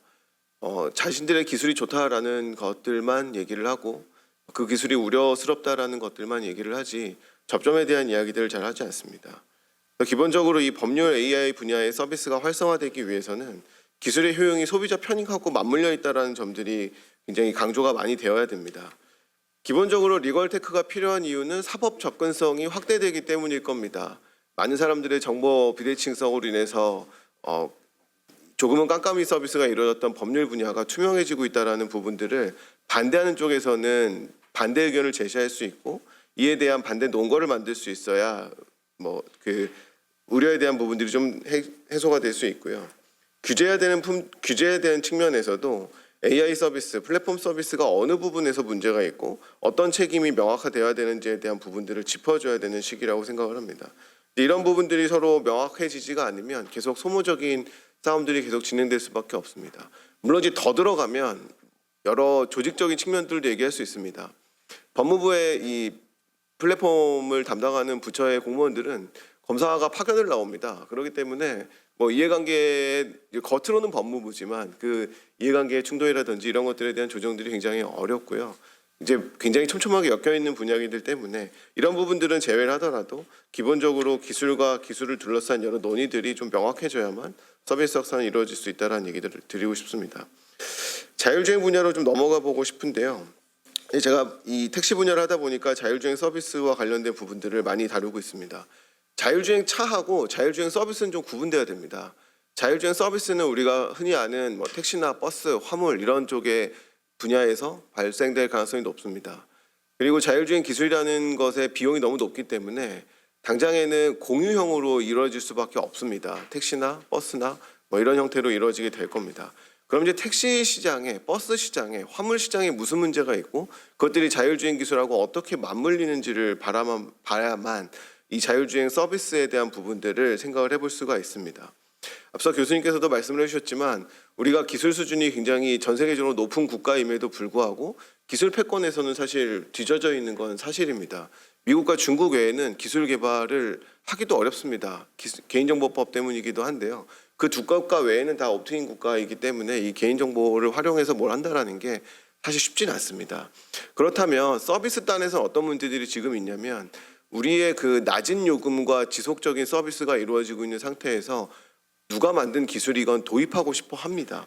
그러면 이제는 이 기술들이 꼭 국산이 아니어도 들어올 수 있는 가능성들에 대해서도 대비를 해야 됩니다. 지금 그럼에도 불구하고 지속 가능해지기 위한 여러 가지 어려움들이 있는데요. 택시 이야기를 좀 드려보면 우리 요금이 4,800원 정도입니다. 전 세계적으로 우리나라 같은 경제 규모에 이렇게 낮은 택시 요금을 가지고 있는 국가는 없습니다. 이 부정적으로 얘기하는 게 아니고요. 굉장히 세밀한 규제가 존재하기 때문에 이러한 서비스가 지속될 수가 있는 겁니다. 우리나라에서 우버가 되지 않는다고 비판하는 경우들도 많은데요. 우버가 되는 국가들은 대부분 택시비가 우버보다 훨씬 높습니다. 근데 우리나라에서 우버가 들어오려면 3,000원, 2,000원에 들어와야 되는데 그렇게 해서는 우버 서비스에서 수익이 나지 않기 때문에 한국 시장은 구조적으로 그 몇 가지를 맞바꾼 겁니다. 모든 국민에 대한 안정적인 서비스와 뭐 다른 좀 새로운 것에 대한 도입에 대한 저울질이 좀 있었던 국가입니다. 근데 이게 자율주행에서도 똑같이 일어나게 될 겁니다. 자율주행 기술이 들어오게 되면 사람들은 택시 요금이 더 낮아질 거라고 생각을 하지만 택시 요금은 더 높아질 가능성이 높습니다. 그리고 인건비를 절감할 수 있다라는 측면들을 생각해 볼 수 있지만 사람이 하는 일 생각보다 많습니다. 주차하고 주유하고 경정비하고 이제 이런 것들이 사람이 없어지게 되면 전부 다 구독 서비스로 바뀌어야 됩니다. 인건비가 그대로 절감되는 것들도 아니기 때문에 우리 입장에서는 굉장히 고비용 구조로 갈 가능성들이 높습니다. 자율주행 서비스라고 하는 것들이요. 그렇다고 안 받아들일 건 아니기 때문에 그럼 우리가 이 자율주행 서비스가 필요한 이유를 찾아줘야 됩니다. 아마도 여러 분야들을 찾아볼 수 있을 텐데 제가 생각하는 분야는 이 사익과 공익을 일치시켜주는 모빌리티 산업 전략이 필요합니다. 그러니까 자율주행 서비스가 일반 대중에게는 수익적으로 불리할 수 있지만 기존에 시장은 작지만 비용이 높아서 시장이 해결하지 않는 분야들이 있습니다. 교통약자라든지 서울 외곽에 사는 사람들이라든지 심야 운행이라든지 반드시 운행이 필요하지만 시장에서 해결되지 않는 부분들이 있거든요. 이런 부분에 자율주행 기술이 도입이 돼서 해결할 수 있고 그 분야에 대한 정부가 보조금이 이루어진다면 정부는 사회는 자신들의 문제를 해결하면서 민간의 이익과 기술을 활용할 수 있는 구조를 만들어낼 수가 있습니다. 서울시의 특장 택시라고 하는 것들이 대표적인 예인데요. 서울시에 택시가 많이 남아돕니다. 남아도는 택시를 이용을 해서 장애인들을 태우고 있는데 이걸 어떻게 하냐면 서울시 택시 사업자가 차량도 구입하고 인건비도 지급하고 모든 걸 다 자기 돈으로 마련을 합니다. 그런데 정부가 지정해준 시간대에 지정해준 횟수를 채우면 성과급을 줍니다. 그게 한 달에 800만 원 정도인데요. 처음에는 아무도 안 하려고 하다가 지금은 너도 나도 하려고 하는 상황입니다. 이렇게 되면 민간의 이익 추구 동기를 활용하면서도 사회적 문제를 해결하고 선순환을 이루어지는 일들을 만들어낼 수가 있습니다. 아마도 자율주행 기술을 활용하는 것들이 그 선순환 구조가 있지 않으면 시장에서 해결할 수 없을 정도의 고비용 구조이기 때문에 많은 어려움에 직면하지 않을까 하는 생각이 듭니다. 드론 분야에서도 드리고 싶은 말씀은 이제 말씀해 주신 것처럼 수직과 수평의 그 규제 문제들이 있어서 어떻게 풀어가야 되는지가 이제 문제일 텐데요. 저는 가중치의 문제라고 생각을 합니다. 이 수직과 수평이 계속 부딪히고 있는 건 수평이 중요한지 수직이 중요한지 아직 가중치가 설정되지 않아서입니다. 그 가중치라고 하는 게 결국에는 드론을 어디에 쓰는 건데 왜 써야 되는 건지에 대한 질문으로 연결이 될 겁니다. 우리 그 부분 드론에 대한 필요성에 대한 공감도를 높여주는 작업이 먼저 선행되지 않으면 그 둘의 충돌은 계속될 수밖에 없을 거라고 생각을 합니다. 그리고 포지티브 규제 체제라는 것들이 많이 알려져 있는데 굉장히 좋은 제도입니다. 그런데 이제 하나 더 들어가서 리스크 기반 관리를 할 수 있는 제도가 이루어져야 됩니다. 그러니까 위험에 대한 통제가 어느 정도 가능한지에 대한 제도적인 촘촘함이 있어야만 이런 포지티브 규제들도 작동할 수 있을 거라는 이야기를 마지막으로 드리고 싶습니다. 감사합니다. 네, 감사합니다. 네, 세 분야에 대해서 여러 얘기를 잘 해주셨습니다. 모르게 짚어주셨고요. 특히 그 서울시의 그 택시 제도처럼 실제 문제 해결에서 그런 갈등을 해결하기 위한 메커니즘들이 있으면 의외로 순조롭게 해결할 수 있는 방안도 있지 않을까, 좀 제가 좀 이런 것들도 고려하면 좋겠다는 생각이 들어서 좋은 예를 제시해 주신 것 같습니다. 네, 다음은 박소영 입법조사처 입법조성관님의 토론 받도록.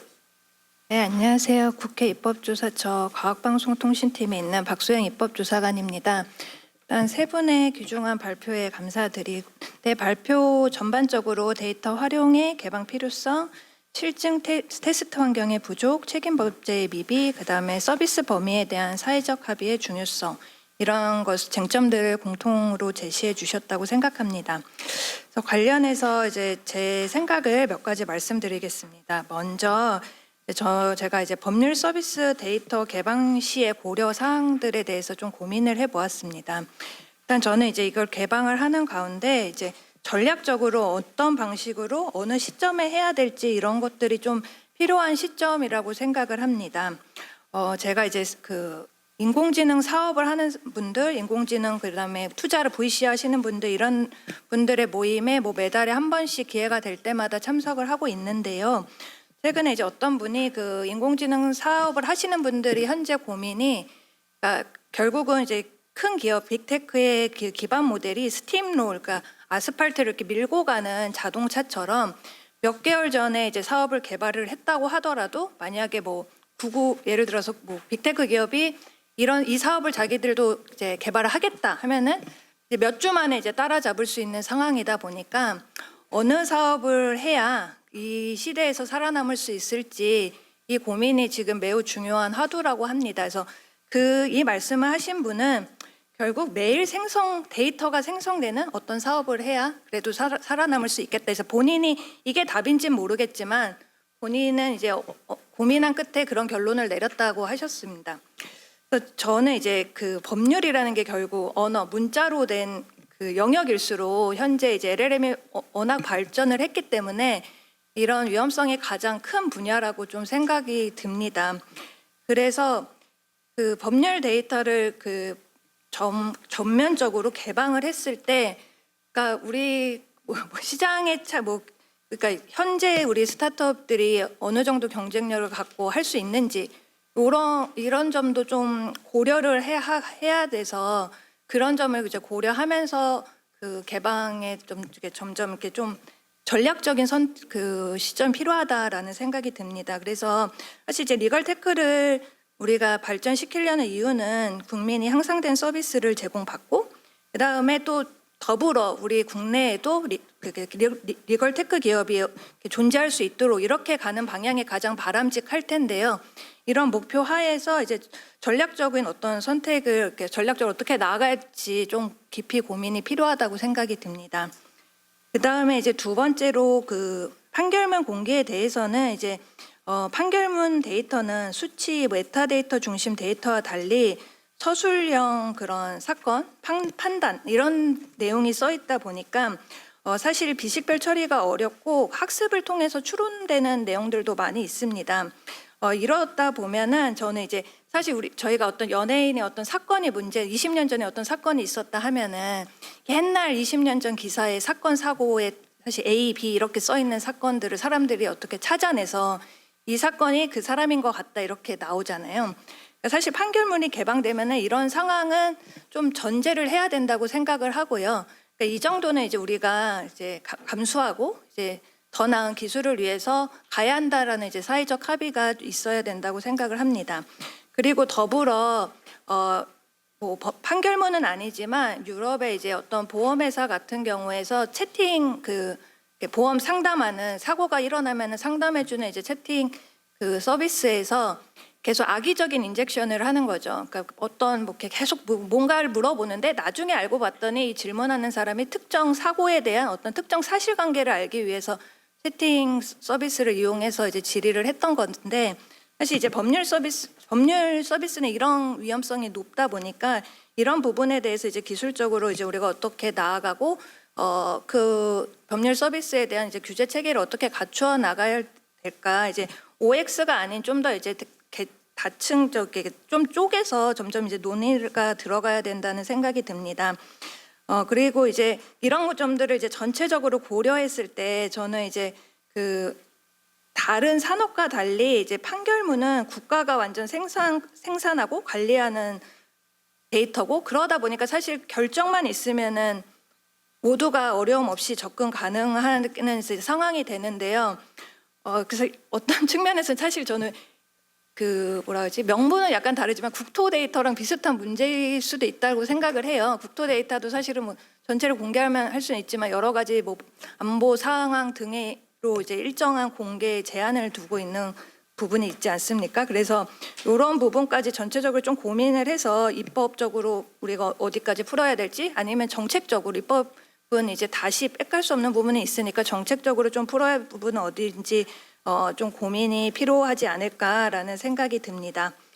그리고 두 번째로는 아까 최준원 교수님께서 말씀해 주셨는데 테스트베드 공간에 대한 필요성을 말씀해 주셨는데 이런 부분에 이제 좀 국가가 정부가 나서서 좀 마련을 해줘야 된다고 생각을 합니다. 그래서 최근에 이제 EU AI 액트 간소화 개정안에서도 AI 규제 샌드박스 및 실증 테스트 확대에 대한 내용을 이제 넣고 있고요. 그다음에 디지털 유럽 프로그램 중에 그가 헬스케어, 그다음 농업, 스마트 시티, 스마트 공장이죠. 이 4개 분야에 대해서는 공공 AI 테스트 인프라를 구축을 해서 그런 기업이나 연구기관을 지원을 하자라는 이제 현재 이런 프로그램이 진행이 되고 있습니다. 그래서 보면은 아마 4가지 분야가 어느 정도의 하드웨어가 필요한 그런 이제 그리고 어느 정도 기술이 성숙했다고 보는 AI 서비스인 것 같습니다. 그래서 이런 부분에 대해서는 좀 더 테스트베드를 구축을 해서 기업은 기술을 개발하고 또 이제 유는 이런 게 테스트 환경 제공을 넘어서 전체적인 국가 인증 같은 데도 이제 활용하려는 계획을 세우고 있거든요. 그래서 이런 부분을 좀 참고해 볼 수 있을 것 같습니다. 그리고 세 번째로는 사실 제가 올해 해킹 사고가 너무 많아서 개인적으로 일이 많이 많았는데요. 그러니까 사실은 인공지능이 필요성 때문에 사실 개인정보를 완화하겠다는 움직임이 연초에는 컸다가 최근에는 개인정보 침해 사고가 많으면서 이 개인정보 보호에 대한 또 목소리가 많이 높아지고 있습니다. 저는 이제 이런 상황에선 결국 그 개인정보 침해 우려에 대한 보안적 안전 장치를 같이 병행해서 제시를 해 주어야 좀 더 국민들도 안전하고 그러면 서비스 도입을 위해 이 정도는 좀 개인정보를 사용하되 그래도 안전할 수 있거나 아니면 뭐 내가 피해를 받았을 때는 뭐 적정한 보상을 받을 수 있다 이런 좀 그 보안 수단이 계속 그것도 한 축으로 나가야 된다고 생각합니다. 네, 여기까지 하겠습니다. 감사합니다. 네, 조사관님 감사합니다. 말씀하신 내용에서 근데 한 가지 제가 말씀드리고 싶은 거는 이게 상당히 보면은 이게 뭐 말씀 이미 어느 정도 이렇게 하셨지만 비하인드로 보면 이것의 노출에 대한 책임의 그런 이슈가 있거든요. 개개인의 인센티브가 있는데 예를 들어서 판결문도 사실은 좀 그런 건 있다고 해요. 그 판사분들 입장에서는 본인의 판결이 나가서 모두에게 나가면 이제 본인의 어떤 부분들 꼬치꼬치 따지기 시작하면 이제 그런 저해되는 부분이 있잖아요. 그럴 때 그것 때문에 사실은 싫어하는 거고 그다음에 공무원분들도 아까 보안 얘기도 하셨는데 사실은 입법을 해서 이런 일을 열심히 해놨는데 문제 생기면 이제 그 다음엔 책임을 져야 되는 거죠. 그러니까 웬만하면 안 하고 싶은 건데 저는 이런 부분에 대한 정확한 면책의 내용이 없으면 말은 그래요. 전에도 문 대통령 계실 때도 앞으로 책임을 묻지 않겠다 그랬는데 공무원들한테 나중에 물어봤더니 전혀 그렇지 않다. 아직도 책임을 묻고 있다라는 거죠. 그걸 말만 그랬지 사실은 책임을 물으니까 안 하면 제일 문제가 없잖아요. 이걸로 가고 있어 사실은 과감하게 이런 부분의 면책에 대해서 명확히 해주지 않으면 안 되지 않을까 이런 생각 들었습니다. 네, 다음은 정주연 스타트업 얼라이언스 선임 전문위원님 토론해 주시겠습니다. 네, 스타트업 얼라이언스의 정주연입니다. 먼저 오늘 주제가 상당히 방대함에도 불구하고 이제 발제자분들께서 각 주제들의 어떤 쟁점들을 좀 잘 짚어주셔서 생태계 구성원인 저도 공부가 많이 되기도 했고 앞으로 또 다뤄야 될 아젠다가 너무 많구나 이런 생각에 또 고민이 되는 점도 있었습니다. 다양한 산업이 오늘 다뤄졌지만 오늘 논의의 출발점은 조금 분명한 것 같아요. 오늘 여기 주제처럼 AI 지능이라고 하는 것이 뭐 정부의 선언이나 또는 투자만으로 완성이 되는 것이 아니라 이런 서비스 확산을 가로막는 어떠한 지점들이 어딘지를 우리가 명확히 확인하고 이를 또 개선해 나가야지만 국민이 체감하는 AI 서비스로 이어질 수 있다라고 하는 점인 것 같고 저 역시도 그 부분에 많은 공감을 하고 있습니다. 여기에 이제 현장에서 자주 듣는 이야기를 좀 덧붙이면 많은 기업들이 말씀을 주시는데 사실 규제 때문에 서비스를 제대로 출시하기가 어렵다라는 말씀을 많이 주셔요. 물론 우리나라가 소버린 AI를 개발하는 것도 물론 중요하겠지만 지금 시점에서의 한국 기업의 경쟁력이라고 하는 건 한편으로는 어떤 글로벌 빅테크 LLM을 우리가 잘 활용해서 그 각 산업에 만든 버티컬 AI 서비스들을 잘 만들고 시장에 빠르게 출시하고 또 서비스를 확산시키는 것 그것이 우리나라 기업의 경쟁력이 있는 부분이 아닐까라는 생각을 합니다.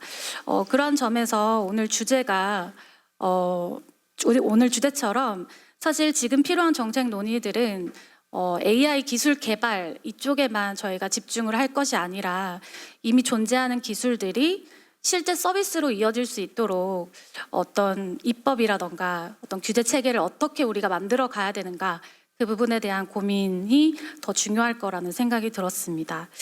오늘 이제 세 산업 다 입법 개선 과제에 대한 부분들을 말씀을 주셨는데요. 그런 부분들은 공통적이지만 각 산업이 막혀 있는 지점들은 조금 다른 것 같아요. 이제 먼저 법률 AI부터 말씀을 드리면 제가 생각했을 때 법률 AI 분야에서 가장 큰 병목 지점은 사실 기술도 아니고 수요의 문제도 아니고 이 서비스가 합법인지 아닌지를 기업들이 사전에 예측하기가 어렵다라는 점인 것 같습니다. 서비스를 출시하고 나서도 이것이 변호사법 위반으로 문제가 되진 않을까라고 하는 생각 때문에 사실 서비스 개발이나 뭐 또 출시 이런 부분들에 상당히 주저하는 경우가 많게 되는 것 같은데요. 그런 점에서 봤을 때 최근 발의된 리걸테크 지능 법안 같은 경우는 이러한 불확실성들을 제도적으로 잘 정리해 주셨다라는 점에 있어서는 상당히 의미가 있다라는 생각이 듭니다. 다만 좀 더 우리가 더 고민을 할 부분이 있다면 사실 허가제 자체가 아니라 이 허가제가 기업들에게 얼마나 예측 가능하게 설계되어 있는가라고 하는 부분이 있는 것 같아요. 허가 요건이나 절차가 좀 불명확하고 또는 너무 추상적이라면 그 제도는 기업들로 하여금 보호하는 제도가 아니라 오히려 스타트업들로 하여금 시장의 진입을 막는 어쨌든 진입 규제적인 장치가 될 수 있기 때문인데요. 그렇기 때문에 이제 교수님께서 말씀 주신 것처럼 허가제 이런 부분도 중요하지만 어쨌든 서비스 위험도 또는 기업 유형 뭐 이런 여러 가지 것들에 따라서 규제 강도를 달리하는 접근들을 생각을 해본다거나 또는 사업자가 사전에 무엇을 좀 준비하면 될까이라고 하는 부분들을 명확히 알 수 있게 이 허가 요건이나 절차 이런 부분에서의 투명성 그리고 명확성을 좀 높이는 일이 앞으로 해야 될 일이 아닌가라는 생각을 합니다. 또 하나 짧게 조금 덧붙이자면 최근 법무부가 이제 AI 리얼테크 관련해서 가이드라인을 준비하고 있다는 얘기를 들었어요. 물론 정부의 움직임이 이러한 불확실성을 줄이기 위한 취지라는 점에서는 제가 많이 이해가 되지만 아직 리걸테크 관련해서 모법이 나오지 않은 상황인데 그 상황에서 이 정부의 가이드라인이 나온다라는 것이 과연 바람직할까 이런 부분에 대해서 한 번 더 고민이 필요한 부분이라고 생각을 합니다. 자칫하면 지금 이제 그 변호사법 기준 그런 해석이 사실상의 기준이 되어서 우리 어떤 국회에서 입법 논의들 너무 다양하게 잘 이루어지고 있는데 그런 논의들이 좀 제약을 받을까 봐 상당히 우려가 되거든요. 그렇기 때문에 리걸테크와 같은 어떤 신산업 영역에서만큼은 이 행정부의 가이드라인보다는 이 국회 중심의 제도 설계 논의가 먼저 또 우선시 되는 것이 좀 바람직하지 않을까라는 생각도 해보게 됐습니다. 두 번째로 이제 자율주행 분야입니다. 뒤에서 말씀을 드릴 드론과는 좀 다르게 이동과 물류라는 측면에서는 수요 자체가 이미 분명한 산업이라는 생각이 들었습니다. 그런데 이제 문제는 이제 기술이나 수요의 문제가 아니라 자율주행 기술 같은 경우에는 실증을 한 이후에 이 상용화로 넘어가는 과정에서 겪는 어떤 병목 지점이 있는 것 같아요. 말씀을 주셨지만 자율주행 서비스가 이제 상용화되기 위해서는 사실 원본 데이터의 활용 문제라던가 아니면 어떤 시범은행에서 상용 서비스로 전환되는 어떤 기준들 그리고 뭐 부득이하게 발생하는 사고에 대한 책임이나 보험 설계 구조 이런 부분들이 잘 정리가 이미 되어 있어야 하는데 현행 제도를 보면 이 부분에 대해서 아직까지는 명확하게 답을 주지 못하고 있는 것 같습니다. 그래서 예를 들어서 자율주행 시스템 상에서 문제가 발생을 했다라고 했을 때 원인을 잘 분석을 하려면 이 해당 시점의 원본 데이터, 원본 영상 데이터나 뭐 센서 데이터와 같은 부분들을 확인을 해야 될 필요가 있을 때가 있는데 지금처럼 익명 처리된 데이터만의 활용을 전제로 한 구조에서는 사실상 이러한 분석에 제한이 있을 가능성이 상당히 크다고 생각을 합니다. 그렇기 때문에 일정한 어떤 보안이나 뭐 접근 통제, 뭐 이러한 여러 가지 엄격한 상황을 갖춘 상황에서 연구나 뭐 서비스 개선이라고 하는 어떤 제한된 목적 하에서 원본 데이터를 활용할 수 있도록 우리 법이 열어줘야 될 필요가 있다고 생각이 들고 오히려 우리가 고민해야 될 점은 데이터 활용의 범위를 어떻게 설정할 것이고 책임은 어떻게 누가 져야 되는가, 뭐 어떻게 져야 되는가, 뭐 이런 부분에 대한 설계에 저희가 집중하는 것이 더 필요하다라는 생각이 듭니다. 그리고 세 번째는 이제 드론이나 자율비행 같은 경우에는요, 다른 두 산업에 비해서 아직까지 모든 영역에서의 상용 수요가 명확하지는 않은 것 같습니다. 네, 그렇지만 재난에 대한 대응이라던가 뭐 시설 점검 이런 부분에 있어서는 또 어떤 수요와 효용이라고 하는 것이 분명한 영역도 있거든요. 근데 그것이 상용한 서비스로 넘어가야 되는데 그 부분에 대해서 병목이 발생하는 것 같고요. 그래서 따라서 드론 분야에서는 전면적인 규제 완화보다는 뭐 수요나 위험이 검증된 영역부터 좀 단계적으로 접근하는 방식이 조금 필요하다는 생각이 듭니다. 끝났나요? 네. 그럼 일단 토론문으로 가름하도록 하겠습니다. 네, 감사합니다. 예, 감사합니다. 네, 죄송합니다. 시간을 지키라고 하셔서 예, 요 말씀 감사합니다. 말씀하신 대로 이게 결국 언설턴트 얘기를 사업하는 분들은 계속 얘기를 해요. 할 수 있냐 없냐인데. 요즘 보면은 정부 부처의 전략은 이거 같습니다. 처음에 된다고 그랬다 나중에 된다고 하지 않았냐는 시비가 걸리기 싫으니까 아무 소리도 안 해요. 그리고 계속 그냥 확답을 절대 안 해주고 하다가 문제 있으면 이제 안 된다고 그러죠. 그럼 사업을 할 수가 없거든요, 저희가. 근데 제 제자가 사실은 싱가포르로 회사를 옮겼는데 딴 이유가 아니라 싱가포르도 까다로운 건 까다로운데 최소한 되는 거 된다 안 된다 얘기를 해준다는 거예요. 저희가 사실은 이 문제가 제일 큽니다. 사업을 지금 할 수가 없어요. 그냥 하다가 문제 생기면 이제 와서 안 된다는 얘기가 나오거든요. 그럼 사업한 사람이 투자를 할 수가 없지 않습니까? 네. 그러면 세 분 토론자 말씀 들었고요. 우리 발제자들 세 분 뭐 순서대로 한 2분 정도 혹시 말씀해 주실 거 있으면 얘기해 주시겠어요? 예, 김병필 교수님.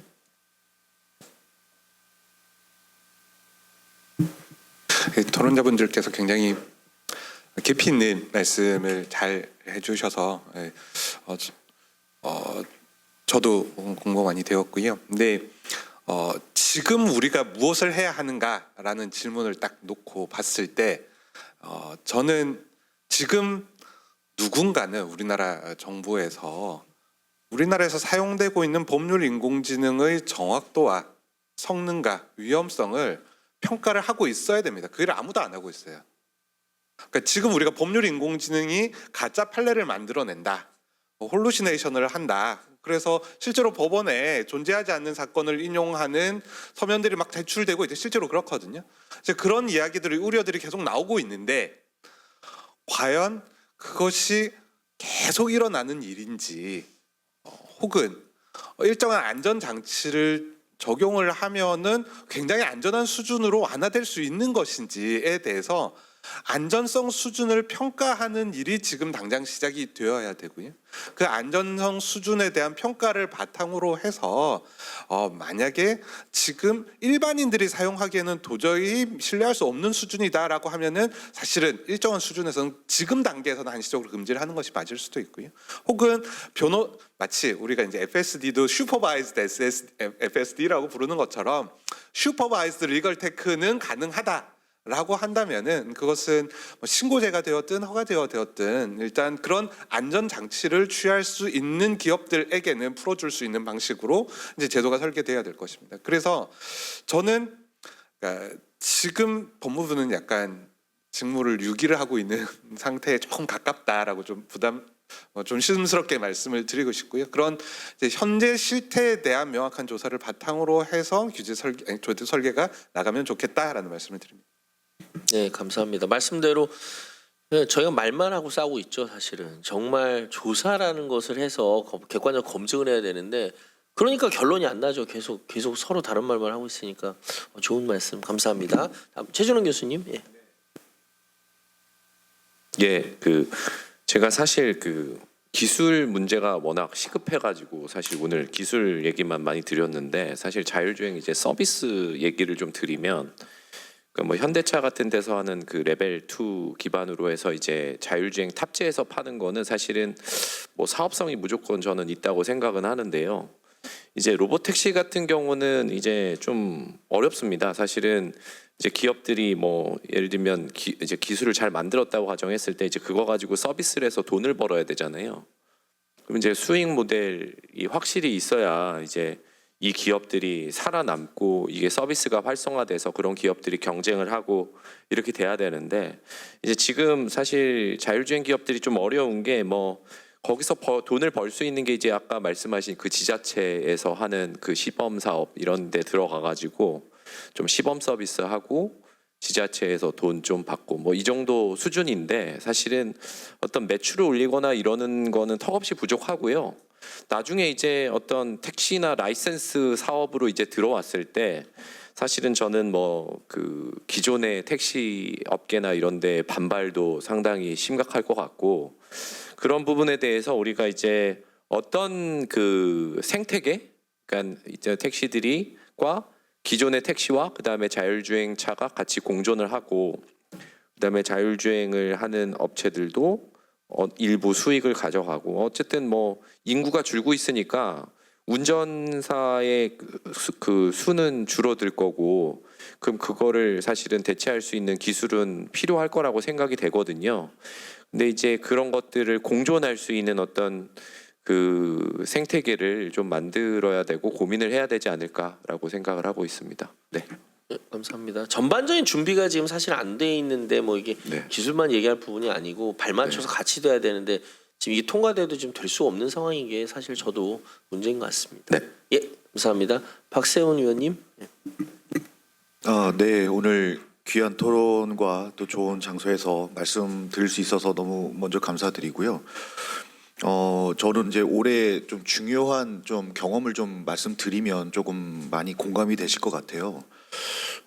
중국 선전에 올해 출장을 다녀왔는데 어떤 공원에 가서 실제로 핸드폰으로 따뜻한 아메리카노 4잔, 쉐이크 5잔을 시켰어요. 근데 실제 그 시킨 지 한 5분 되니까 정말로 그냥 도심으로 날아와서 제가 있는 그 공원에 딱 그 내려오는 그 광경을 보면서 정말 소름이 끼쳤어요. 저는 이제 무슨 말씀을 드리고 싶냐면 이 효용성과 수용성 차이에 굉장한 괴리감이 있다. 우리가 지금 우리는 이러한 기술이 물론 다 있는데 국민이 과연 우리 여의도 여기 앞에 드론으로 커피 배달 얼마든지 할 수 있는데 과연 우리가 수용할 수 있을까? 그러면 효용성 측면에서는 사실 이 물류라는 혁신을 해야 되는데 과연 그 효율은 굉장히 우리가 따지고 있는데 그럼 그 효율성과 이 혁신성 우리가 수용성 간의 굉장한 괴리감 저는 그걸 보면서 너무 놀란 거죠. 그래서 아니 어떻게 이렇게 빨리 커피가 배송이 되냐 들어보니 실제로 그냥 커피점에서는 계속 커피를 만들고 있어요. 그러면 이 드론이 와서 실제 이 중앙에다 그냥 갖다 놓는 거예요. 드론이 커피만. 그럼 또 다른 드론이 와서 가까이 있는 드론이 와서 공원까지 갖다 주는 거죠. 이러한 실제 이 도심 내 배송이 굉장히 활발한데 저는 그래서 옆에 산책하시는 분들한테 붙잡고 여쭤봤죠. 날아다니는 거 괜찮아 했더니 너무 일상이 돼서 괜찮다는 거예요. 그리고 안 떨어진다는 믿음이 있어요. 그러니까 약간 이제 우리도 그러면 이제 효율성 측면에서는 굉장히 이제 증명이 됐고 그러면 수용성 측면에서 얘기를 해보면 그럼 과연 우리가 우리 머리 위로 날아오는 거에 대한 믿을 수 있을까? 라는 거죠. 그래서 우리가 이제 연구를 많이 하면서 사실 이 날아다니는 거에 대한 지금 제도적으로 우리가 이제 강화하려고 이제 입법 발의된 게 2건이나 있는데 그게 지금 이제 계류된 상황이고 이제 거기서 우리가 이제 실제로 제가 핸드폰을 가지고 저 드론을 스캐닝을 하면 이 드론이 누가 날렸는지 승인이 된 건지 확인할 수 있는 기술적인 요건들이 지금 많이 와 있어요. 근데 우리 지금 그게 안 되고 있을 뿐이지. 그러니까 결국 수용성도 높일 수 있는 방안이 현재 제도적으로는 좀 많이 와 있고 또 국민들은 그걸 원하고 있어요. 나는 내가 쉽게 내가 여기 여의도 이 한복판에 아니면 짜장면도 충분히 가능하거든요. 실제 받고 싶거든요. 그 외국인들도 굉장히 좋아할 거고. 그러니까 그런 이제 제가 올해 굉장히 그 약간 피부로 느꼈던 이 배달의 효율성과 그리고 우리 국민의 수용성 차이에 굉장한 이 괴리감을 좀 말씀을 드리면서 저희 토론을 가름하겠습니다. 네, 감사합니다. 감사합니다. 저는 네, 이 네거티브한 일이 한 번 벌어진 거에 대해서 뭐 그것 때문에 모든 게 스탑되는 게 저희는 문제인데 말씀대로 면책 내지 이런 겁니다. 저는 사망사고 날 수 있죠. 근데 그런 얘기 있었잖아요. 미국에서 사망사고 났을 때 그 자율주행 사망사고 나오면 자율주행 스탑시키는데 그때 얘기했던 게 사실은 반론이긴 했지만 뭐 100% 맞는 건 아니지만 사람이었어도 사고 나는 거였거든요. 사실 실제 사람보다 이미 이 자율주행의 이 사고 확률이 낮은데 자율주행에서 사고 나면 이제 난리가 나는 거죠. 저희가 지금 그런 부분 좀 있지 않나, 좀 합리적으로 판단할 부분이 있지 않나 이런 생각이 들었습니다. 네, 저희 또 발제자분들의 좋은 코멘트 들었고요. 이제 두 분 이제 의원님 계신데 생각에 뭐 공동 대표님 맨 마지막에 하시고 우리 박민규 의원님 먼저 한번 코멘트 한번 해주시면 어떨까요? 예. 다음 달에 제가 선전을 갈 일이 있는데 다른 이유는 없습니다. 그냥 뭔가 세상이 바뀌는 걸 보고 싶어서 가는 거거든요. 8월 달에 박민규 의원님이랑 실리콘밸리 간 것도 그냥 저도 웨이모를 타고 싶어서 이제 갔었던 이유가 되게 컸는데 물론 다른 일도 했지만 제가 좀 다른 얘기인데 주말마다 김밥 천국에서 배달을 많이 해서 먹어요. 왜냐하면 저희 집은 제주도의 산간 지역이라 김밥 천국만 배달이 돼요. 그러니까 소위 배달 어플에서 다 배달 안 되는 지역이거든요. 그래서 여기 눈 오면은 제가 차를 놓고 걸어 올라가기도 해요. 집까지 못 올라가서. 그래서 어떤 생각을 했냐면 제가 집에 드론이 있는데 야, 이걸 갖고 배달해 주면 참 좋겠다. 우리 제주도엔 산간 지역에 외지인들이 자연이 좋아서 많이 와서 사시는데 집 계약할 때 그 얘기를 그러니까 그 당시는 집을 계약할 때 쿠팡이나 배민이 배달되는지를 확인 안 하고 집을 구하신 분들이 많아요. 제주도 분들은 그걸 다 확인하고 집을 구하는데, 예, 왜냐면 많이 경험을 해보니까 제주도는 좀 다른 얘기인데 다 쿠팡을 써요. 왜 그러냐면 다른 배송들은 다 기본적으로 기본 배송료 외에 5,000원이 추가돼요. 도서산간 지역. 쿠팡만 물류로 다 갖다 놓고 자기네들이 추가 배송비를 제주도에서도 안 받아요. 그래서 최근에 쿠팡 관련된 여러 이슈가 있음에도 불구하고 제주도민들이 필 길티한 상황에서도 쿠팡을 쓸 수밖에 없는 이제 상황인데, 오늘 말씀하신 법률 AI 자율주행 드론 다 이제 제가 개인적으로 이제 관심 있어 하는 주제인데, 주말 동안 읽을 거리를 주셔서 감사하고, 이걸 읽고 아까 이혜민 의원님처럼 저보다 훨씬 이 경험이 많은 분들이 법안들을 내셨는데, 뭐 제가 굳이 법안 내지 않아도 이렇게 훌륭하신 동료 의원들의 법안을 어떻게 서포트를 할지 고민을 김밥천국에서 배달해 먹으면서 잘 고민해 보겠습니다. 감사합니다. 네, 감사합니다. 박민규 의원님. 예. 그 쿠팡이 우리 서울 지역에 이제 엘리베이터가 없는 빌라 4, 5, 6층 고객들이 핵심 고객이래요. 왜냐면 다른 배달 앱은 1층에 놓고 가는데 쿠팡은 규정상 집 앞 배송이라는 거죠. 그리고 전자제품들 사다리차 무료 이용이 가능하대요. 그래서 5, 6층, 뭐 4, 5, 6층에 사는 사람들은 쿠팡에서 전자제품 산다는 거죠. 이러한 대규모의 극효율을 따지는 기업이 버틸 수 있는 것들이 좀 그런 차이가 있는 것 같고요. 저는 두 가지 오늘 얘기 들으면서 우리 유병주 교수님 제가 병대 가서 한번 강의 때 그 인연을 맺었으면 봐서 너무 반가운데, 그 얼선튼티라고 표현하죠. 불확실성을 규제 사항에서 바꿔주는 거 매우 중요한데, 이 네거티브, 포지티브 네거티브를 바꾸겠다고 말한 지 3년인데 하나도 안 돼 있잖아요. 저는 이제 국회에서 주로 얘기하는 게 인사혁신처, 공무원들 막 얘기 많이 하거든요. 정책감사라는 게 저는 예결위에서 있죠. 감사원장 직무대행이 없다 그랬는데 3초 후에 오더니 있다 하더라고. 또 이게 그 정책감사라는 게 얘들 어떻게 좀 줄일까, 이런 것들 지금 현재 이재명 정부에서 열심히 하고 있는데, 저는 공직자들이 이 규제를 만드는 이유가 저는 좀 크게 봤을 때 요즘 고민이 그거예요. 대한민국 98년도 IMF가 경제위기 있는 다음에 한 27년 동안 민간은 공무원에 비해 월급이 한 2배? 10한테 3배 들었어요. 게다가 공무원이 그 사이에 부정부패, 그래서 김영란법, 뭐 촌지, 또 퇴직 이후에 여러 가지 뭐 취업 제한, 너무 국가 선진국이 되다 보니까 옛날 공무원들 어깨 힘주고, 예를 들어 단적인 얘가 요즘 일반 공무원들 중에서 교정직 다음으로 인기가 없는 데가 국세청 직원이에요. 옛날 국세청 직원들은 밥값도 안 된다고 막 그랬었잖아요. 다 달라진 거죠. 그러다 보니까 공무원들이 뭐 다를 알겠지만 부지부식 간에 다양한 방식으로, 이제 우리나라는 부정부패가 구조적 부패가 아니라 생경부패, 공무원들이 규제로 인해서 촘촘히 다 심어놓은 거예요. 그래서 퇴직 이후에 보이지 않게 다 그동안 자기들의 박봉에 경로에 시달렸던 그 불만을 그런 식으로 아주 행정학적으로 보면 부패가 다수에 의해서 아주 얇게 퍼져서 아무도 문제 제기하지 않는, 근데 그것이 결국 대한민국 경제의 혁신성을 매우 크게 발목을 잡는 구조가 돼 있어서, 그러면 그런 원샷이 해결하는 거는 아까 말씀한 불확실성을 없애고, 그럼 그것에 대한 책임 소재에 대해서 대한민국의 모든 문제는 다 국가보 책임지라는 이 국민 정서가 있기 때문에, 이거를 어느 순간 해결하려면 사실은 경제 위기가 왔을 때나 가능한 거고, 전 지금이 대한민국이 저출생 저성장의 경제 구조 위기가 왔으므로 그 위기 진단을 하고 위기 정의하고 국민들에게 이대로는 절대 대한민국은 일본보다 더 급격하게 추락할 것이라는 것을 공포 마케팅은 아니어도 국민들에게 솔직하게 고백하고 바꾸지 않으면 이 얼선티티라는 문제는 안 바뀔 거다.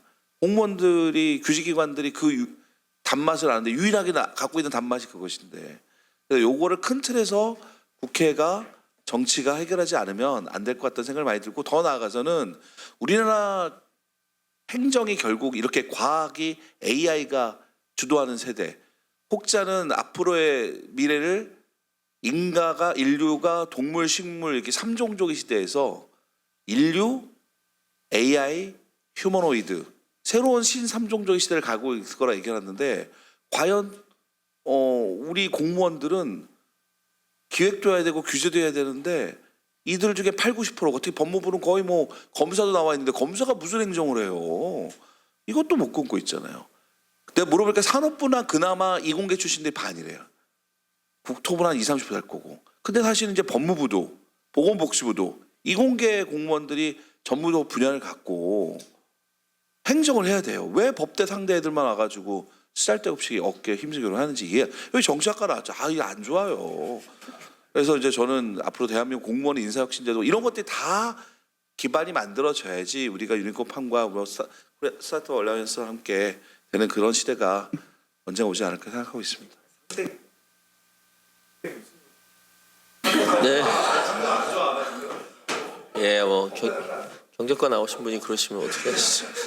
예, 저희 상대 열심히 하고 있습니다. 예, 좋은 코멘트 감사드립니다. 마지막 그 인센티브 문제, 저는 근데 솔직히 말하면 저도 15년간 규제 이거 하면서 했는데 저는 파지티브 규제를 없앤다고 생각했었는데 불가능하다고 생각한 게 저희 공무원들 일의 50%가 파지티브 규제인데 일의 50%를 날릴 수는 없잖아요. 제도적인 뭔가 개선이 어디서부터 시작이 돼야만 될 것 같습니다. 뭐 근본적으로 이거 하나를 고치자고는 안 될 것 같고요. 근본적인 개선에 대해서 의원님 말씀하셨는데 좀 이런 거를 의원님들께서 좀 고쳐주셨으면 예, 진짜 시작부터 고쳐야 되지 않을까 이런 생각이 듭니다. 오늘 아주 발전적인 회의를 했고 특히 유니콘밤 이렇게 스타디하는 의원님들이 오셔서 이렇게 열정적으로 얘기해 주신 부분들 이 의원님들의 말씀에 저희 전문가들의 좋은 얘기들이 좀 도움이 됐으면 좋겠고 정말로 말씀하신 대로 우리 젊은 의원님들께서 바꿔주셨으면 좋겠습니다. 감사합니다. 이상으로 마치고 저희 클로징을 위해서 사회자에게 마이크를 넘기겠습니다. 네, 귀한 말씀 나눠주신 모든 분들께 진심으로 감사드립니다. 이상으로 토론회를 마치도록 하겠습니다. 오랜 시간 동안 자리해주신 여러분 진심으로 감사드립니다. 편안한 오후 되세요.